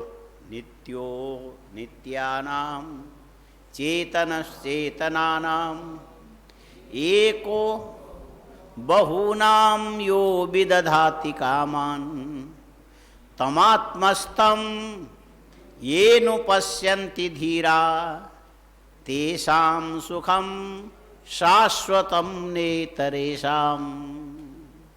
तेषां सुखम शाश्वतम न इतरेषां। ये कठोपनिषद में है, ये मुंडक में है। कुछ मंत्र कठ में मुंडक में समान है, पर बाद में देख लेना। नित्यो नित्यानां चेतनश्चेतनानां एको बहूनां यो विदधाति कामान् तमात्मस्थं येनुपश्यन्ति धीरा तेषां सुखं शाश्वतं नेतरेषाम्। अनित्यानां नित्यः, ये शरीर अनित्य है। हाँ, शरीर, और इस शरीर अनित्य शरीर में तुम्हारी आत्मा नित्य है। कहाँ देख रहा है? अनित्य शरीर में तुम्हारी आत्मा नित्य है। नित्यो अनित्यानां चेतनश्चेतनानां। ये जो शरीर में, शरीर स्वयं अचेतन है, जड़ है। शरीर अचेतन है। कैसा है? अचेतन, अचेतन है, चेतना रहित है शरीर, जड़ है। पहले इसको मान लो ऐसे। शरीर कैसा है? जड़ है, चेतना रहित है, अचेतन है। हा? और क्योंकि मरने के बाद वो बोलता नहीं कि आग से मैं जल रहा हूं। हा? तुमने कैसी चिता में मुझे लिटा दिया, नीचे से कांटा चुभ रहा है, बोलता है? नारियल की रस्सी से बांधते हो, चिल्लाता है, अरे मुझे मत बांधो, ऐसा बोलता है? उसमें चेतना नहीं है, वो जड़ है, मिट्टी बराबर है। वो क्या है? मिट्टी बराबर है। और जब तक जिंदा रहा तब तक एक मच्छर भी बैठे तो पता लगता था। तो इस जड़ में चेतना देने वाला कौन है? जड़ में चेतना देने वाला कौन है? हाँ? पूड़ी, बोलो पूड़ी। पहले आटा मलते हो, फिर गोल पेड़ा बनाते हो, फिर ऐसा बेलते हो और बेल करके हाथ में उठाते हो। उस समय गर्म रहता है कि ठंडा रहता है? हाँ, ठंडा रहता है। और एक कोना पकड़ के कढ़ाई के किनारे तरीके से नहीं मारोगे तो गरम घी तुम्हारे हाथ में आके जला देगा। हाँ? डाल दो। अच्छा, अब थोड़ी देर में देखते देखते वो पूड़ी गरम होगा तो पूरे कण कण में गरम होगा कि एक जगह गरम होगा? बोलो। पूरे कण कण में गरम हो करके बीच में से दो फाड़े हो करके अंदर गर्मी के गैस से उसको फुला देता और ऊपर तैरने लगता। उस समय उस पूड़ी को झारा से बाहर निकाल के तुम हाथ में नहीं रख सकते हो। है? अच्छा, ये जो आटे के एक के कण कण के अंदर ये गर्मी किसने फैलाया? ये जो घी के अंदर अग्नि कढ़ाई से आया घी में, घी से ये व्याप्त होकर के गया किसमें? पूड़ी में आया। समझ में? ठीक इसी प्रकार ये शरीर जड़ है। हा? शरीर, और इसमें नित्य आत्मा आकर के तुम्हारे अंदर बैठ गया, राज्य करने के लिए बैठा। ये राज्य है। हाँ? इसीलिए पुरुष बोलते पूरी है। हर आदमी अपने आप में राजा है। तुम लोग सब के सब राजा हो। हाँ? जितने बैठे हो ना सब राजा हो। हाँ? हर आदमी राजा है। हाँ? पुरम एकादश, और सब बराबर के हो, कोई कम बेसी नहीं है। और जो तुम्हारी नगरी है 11 दरवाजे वाले हैं। कितने?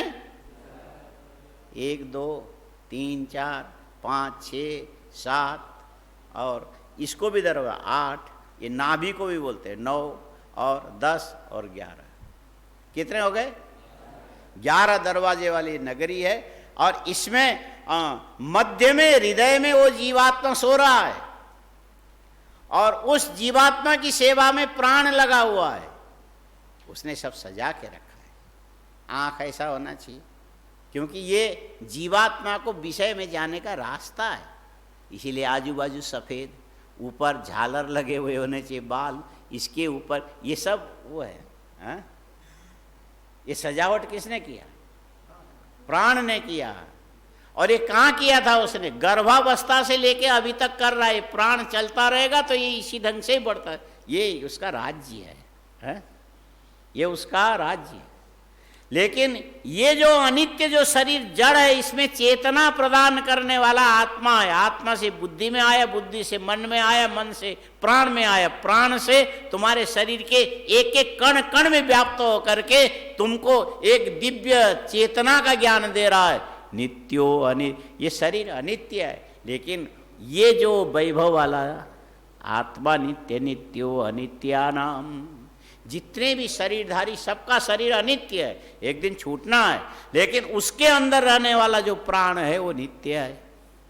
चेतन, ये शरीर जड़ है, लेकिन सबको चेतना वो अकेला ही दे रहा है। चेतनश्चेतनानाम एको बहुनाम। आंखें रूप खोजती है, कान शब्द खोजता है, जिह्वा रस खोजता है, नाक सुगंधी खोजता है, ये सब अलग अलग खोजते हैं। पैर गति खोजता है, हाँ? हाथ लेन देन खोजता है, ये सब की अलग अलग इच्छा है। और जब तक ये जिंदा रहेगा, जीवात्मा रहेगा, तब तक सबकी कामना अकेले पूरा करता है। हाँ? यदि है तो सबकी कामना एको बहुनाम यो विदधाति। और वो है का तमात्मस्तम, तुम्हारी अंतरात्मा में बैठा हुआ है।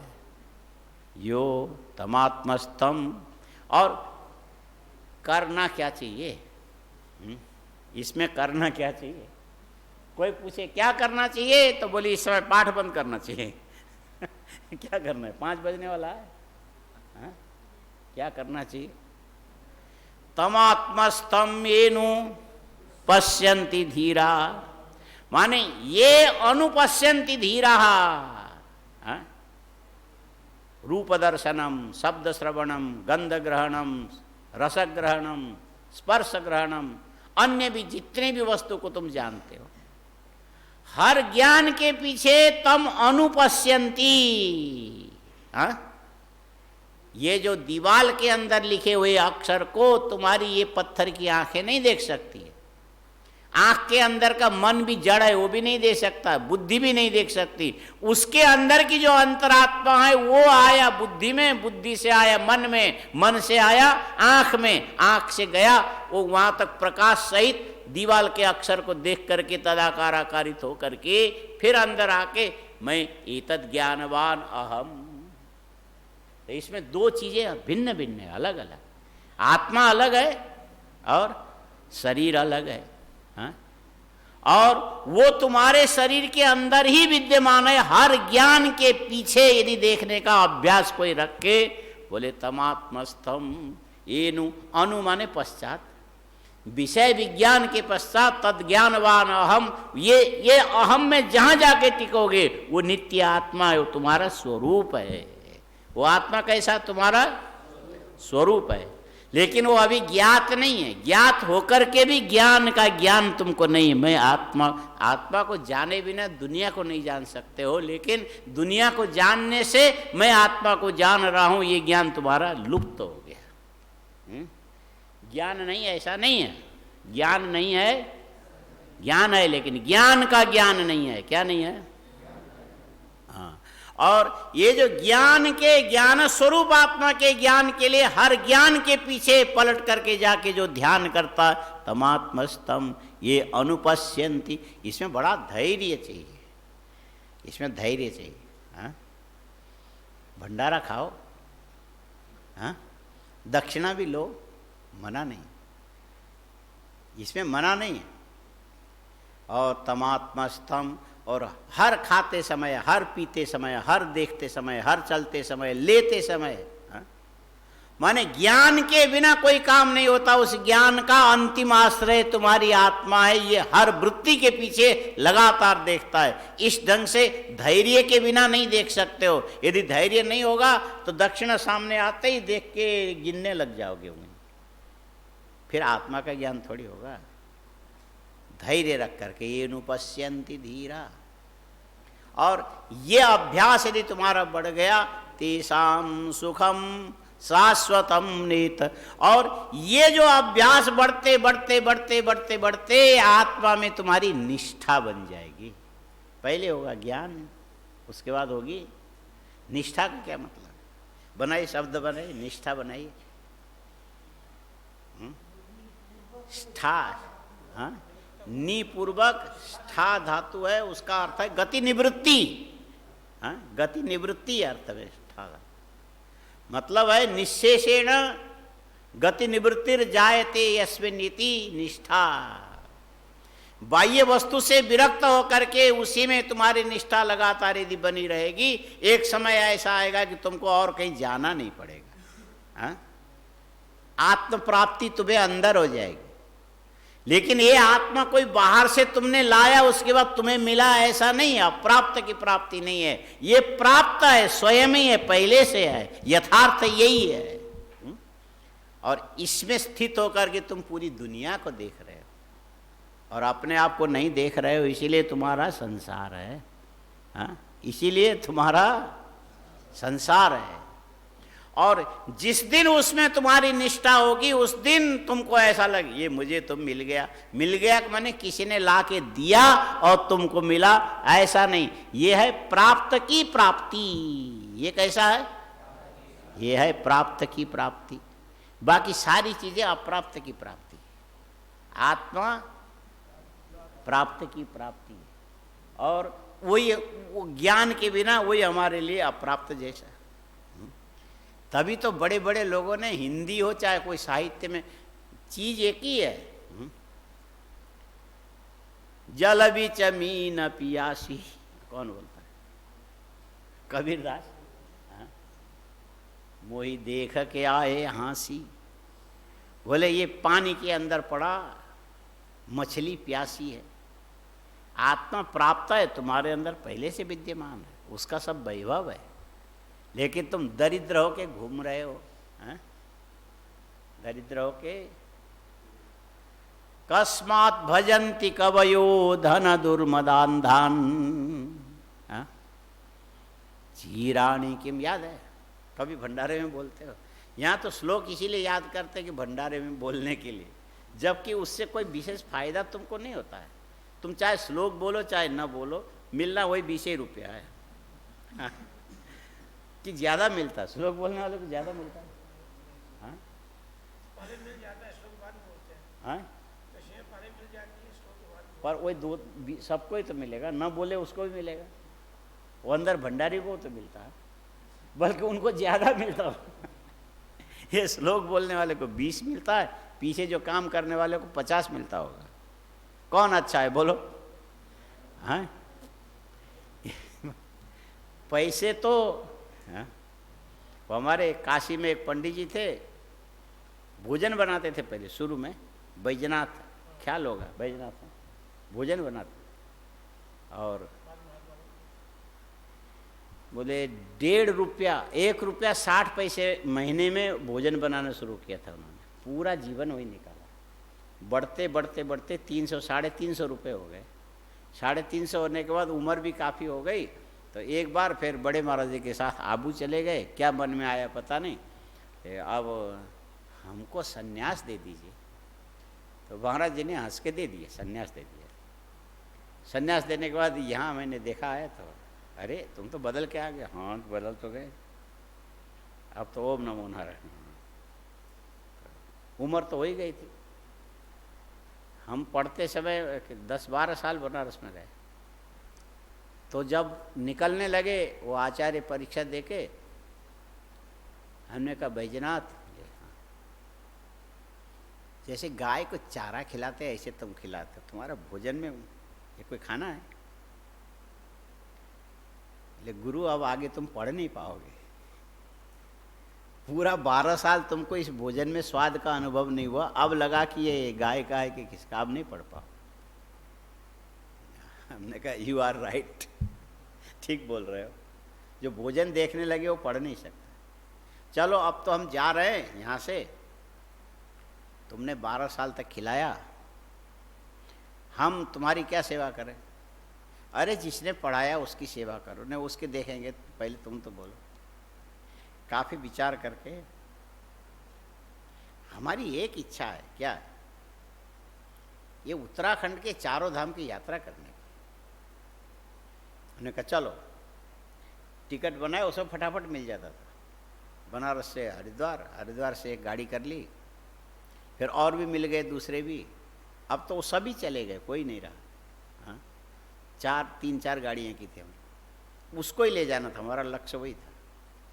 तो सुन के रखा था, पहले गए भी कई बार थे। हाँ, पहले जाना चाहिए यमुनोत्री, बाद में चाहे गंगोत्री, उसके बाद केदार, उसके बाद फिर अंत में बद्री, ये क्रम है। तो यात्रा 10 दिन में पूरे हो गए। वो पुराना एम्बेसडर गाड़ी, धड़ धड़ धड़, कभी कोई धक्का देना पड़े, थोड़ी चढ़ाई में गर्म हो जाए, फिर पानी डालो, यही होता था पहले। माने वो जो कूलेंट वाले सिस्टम पहले था नहीं ना, ऐसे न एसी गाड़ी में। रुद्रप्रयाग के बाद आनंद आता था गाड़ी में चलने में, क्या ठंडी हवा सरसता थी। हाँ, गंगा की लहर, वो भी खुश, हम भी खुश, बड़ा आनंद है। तो पूरी यात्रा करके हरिद्वार आके फिर उसको बनारस छोड़ दिया। अच्छा अब कोई है? बिल्कुल आपने अच्छा। तो फिर थोड़ी दिन में देखा तो महाराज जी के साथ निकल गया। अब वो वहाँ से सन्यास लेके आ गए। शायद महाराज जी जा रहे थे बीकानेर, अब महाराज जी को छोड़े ही नहीं। हाँ, क्यों छोड़ेगा वो? बढ़िया महाराज जी के साथ तो बढ़िया माल मिलता है, खाने का तो कोई हिसाब नहीं है। महाराज जी के समय में जो भोजन आदि की व्यवस्था ऐसा कोई कर भी नहीं सकता, हम चाहें तो नहीं कर सकते। हाँ, हमको तो बनाने वाला कोई अच्छा आदमी ही नहीं मिलता है। हाँ, सबके भाग अलग अलग है। हाँ, मेरे भाग में ऐसे कोई नहीं है, खिलाना भी चाहे ना कोई ढंग का नहीं मिलेगा। तो उनके तो कितनी का कल्पना, बड़ा मस्त रहा। फिर यहाँ से महाराज जी को जाना था बीकानेर, हमको जाना था बनारस।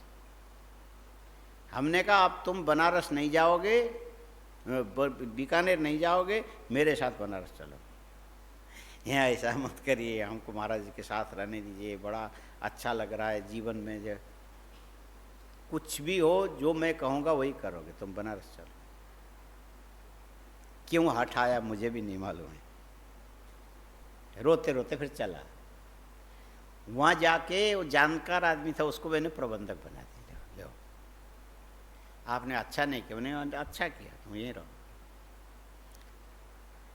6 महीने के बाद उनका वहाँ शरीर छूट गया। 6 महीना। यदि बीकानेर गया होता तो काशी में शरीर छूटता है। हाँ, मैं भी खुश हो गया, ठीक हो गया भाई। हाँ, 12 साल जिसने, हाँ हाँ। और एक बार हमने पूछा कि हाँ कैसा, पहले सन्यासी नहीं थे, अब कैसा लग रहा है? अरे गुरु क्या पूछते हो, पहले तो 1 रुपया 60 पैसे में नौकरी शुरू किया था, करते करते 50-55 साल तक रहते रहते 350 रुपये हो गए। अब सन्यास लिया, काम तो वही कर रहा हूँ क्योंकि आदत है, वहीं जाना पड़ता है, वो पैसे बंद हो गए। माने वो 300-350 रुपये बंद हो गए। अब सन्यासी को क्या वेतन देंगे? नहीं देंगे ना। आया समझ में? तुम चाहे श्लोक बोलो तो 20 रुपये मिलेगा दक्षिणा, और जो नहीं बोलेंगे अंदर भंडारी काम करते उनको 50 रुपये। बोलो पढ़ा लिखा अच्छा कौन अच्छा है? हाँ? पठितव्यम तदभि मर्तव्यम न पठितव्यम, हाँ? मध्य दंत कटाकट किम कर्तव्य, हाँ? दोनों में जब मरना है, फिर भी पढ़ना ही अच्छा है कि नहीं है? हाँ? ये 20 रुपया तो कुछ नहीं है, वो तो ऐसे करके तुम फेंक सकते हो। ज्ञान तो ज्ञान ही है। क्या लिखा है? नित्यो अनित्यानाम चेतनश्चेतनानाम एको बहुनाम यो विदधाति कामान तमात्मस्थं येनुपश्यन्ति धीरा तेषां सुखम शाश्वतम नेतरेषाम। वो आत्मा तुम्हारे अंदर है, उसका सेवक प्राण है, ये सारे प्राण के वैभव हैं। ये छोड़ा दूसरे जगह राज करेगा, वो छोड़ा तीसरे जगह, वो छोड़ा, माने ये जीव वैभव है। इसीलिए अनंत अनित्य शरीर को सजा सजा के छोड़ छोड़ के जाने वाला ये जो आत्मा अनित्यानाम नित्य, जब तक रहेगा तब तक शरीर में भी, शरीर को भी नित्य बना के रहता है। जैसे घी में, गरम घी के अंदर तैरने वाला जो पूड़ी है वो घी मय बन जाता है, कि कण कण में घी की गर्मी अंदर, गर्मी के साथ घी अंदर घुस जाता है। वैसे आत्मा हृदय में होने से उसकी चेतना तुम्हारे रग रग में फैली हुई, निकल के जाएगा तो ये मिट्टी बन के वैसे गिर जाएगा। इसीलिए जब तक है तब तक अंदर वाले को देखो। क्या करोगे? अंदर वाले को देखो। समझ में आया? एक को बोला अंदर वाले को देखो तो सीधे भंडार घर में चला गया अंदर। वो अंदर वाला, अंदर वाले को नित्यो, अब बोलो तो नित्यो अनित्यानाम चेतनश्चेतनानाम एको यो विदधाति का तमात्मस्थं येनुपश्यन्ति धीरा तेषां सुखम शाश्वतम नेतरेषाम। तो देखो ये जो है ना पीछे, एतदुक्तम भवति श्रूयते एव परम न केनापि क्रियते इति श्रुति ही वेदः।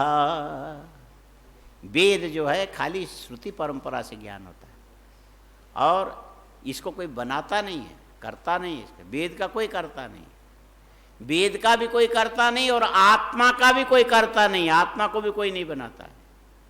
और आत्मा के सन्निधि मात्र से प्राण के द्वारा ये सारा चराचर जगत सजा हुआ है, और वेद के अंदर के विज्ञान के द्वारा यह अमूत्र फल इत्यादि सब कुछ प्रकाशित हो रहा है।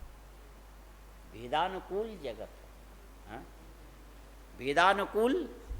पहले वेद है और उसके अर्थ के रूप में जगत आया। हाँ, चक्षो क्या चंद्रमा मनसो जात चक्षो सूर्यो, पहले वेद बना, वेद के बाद वेद के अर्थ के रूप में चंद्रमा बना, फिर वेद के अर्थ के रूप में हिरण्यगर्भ बना, वेद के अर्थ के रूप में सूर्य बना। माने पहले वेद हुआ, उसके बाद सारा चराचर जगत बना। पहले वेद, लेकिन ये तुम्हें जो मिलेगा श्रुति परंपरा से ही मिलेगा, ये किसी का किया हुआ नहीं है। हाँ, अनुश्रूयते न परम केनापि क्रियते इति तत्र भव अनुश्रविका इति तत्र प्राप्तो इति यावत् आनुश्रविकोपि कर्म कलापो दृष्टेन तुल्यो वर्तते इति।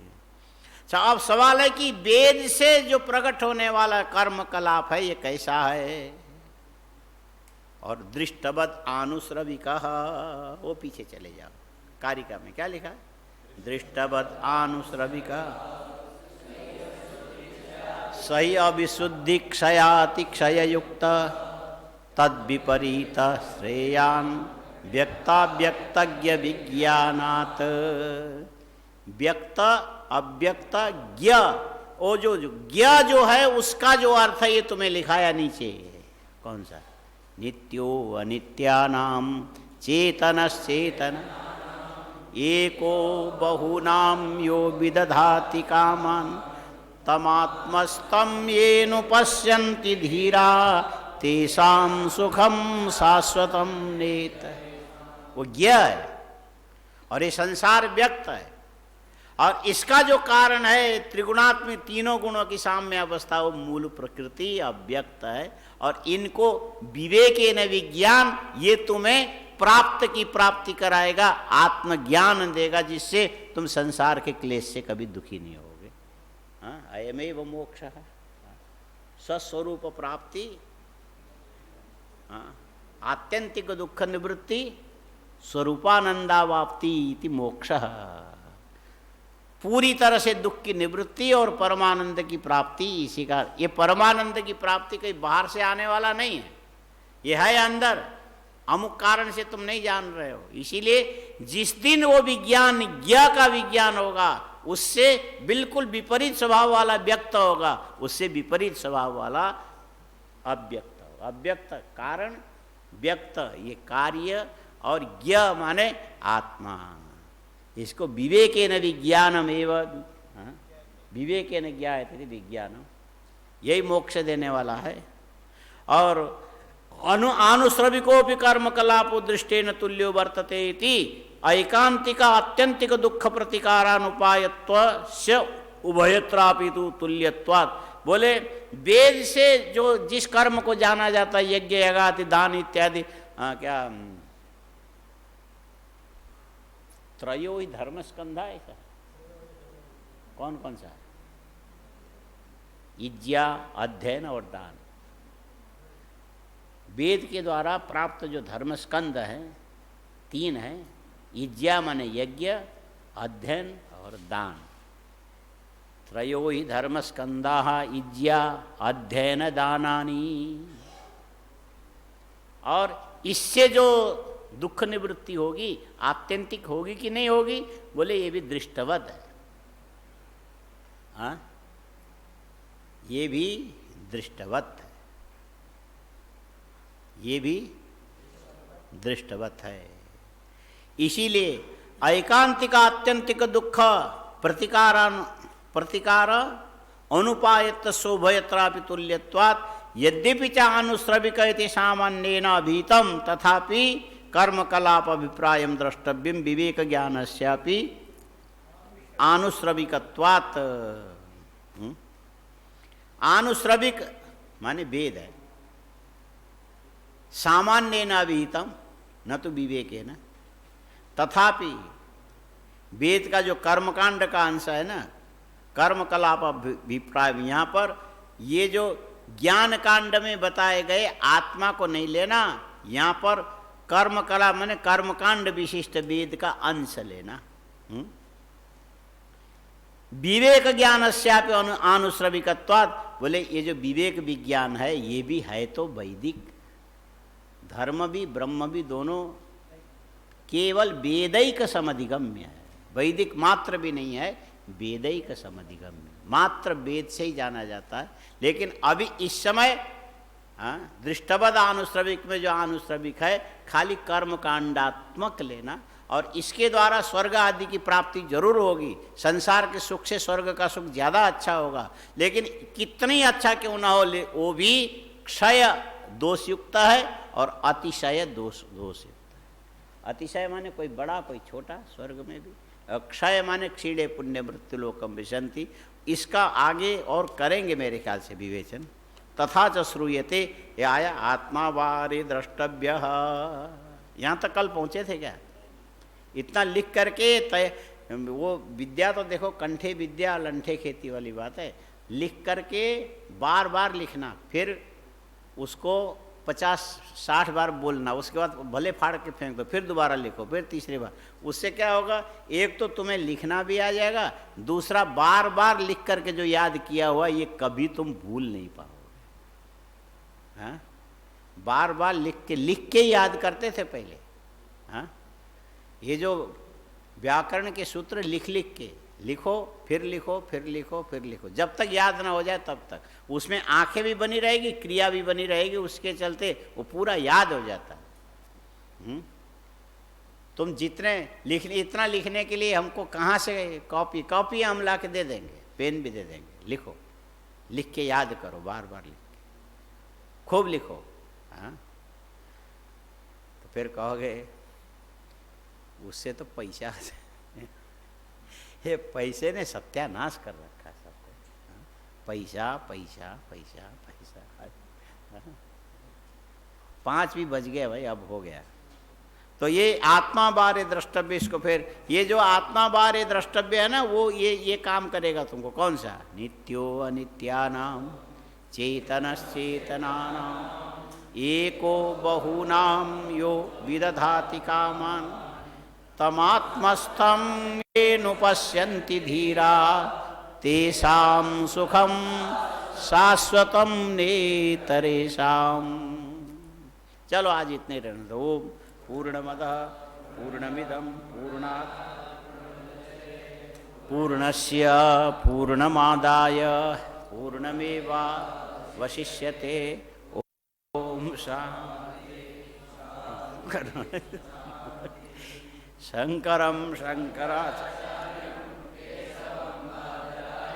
सूत्रभाष्य भगवन्तौ पुनः पुनः मूर्तिभेद विभागिने व्योमवद्व्याप्तदेहाय दक्षिणामूर्तये। ओम शांति शांति। ओम नमः पार्वती।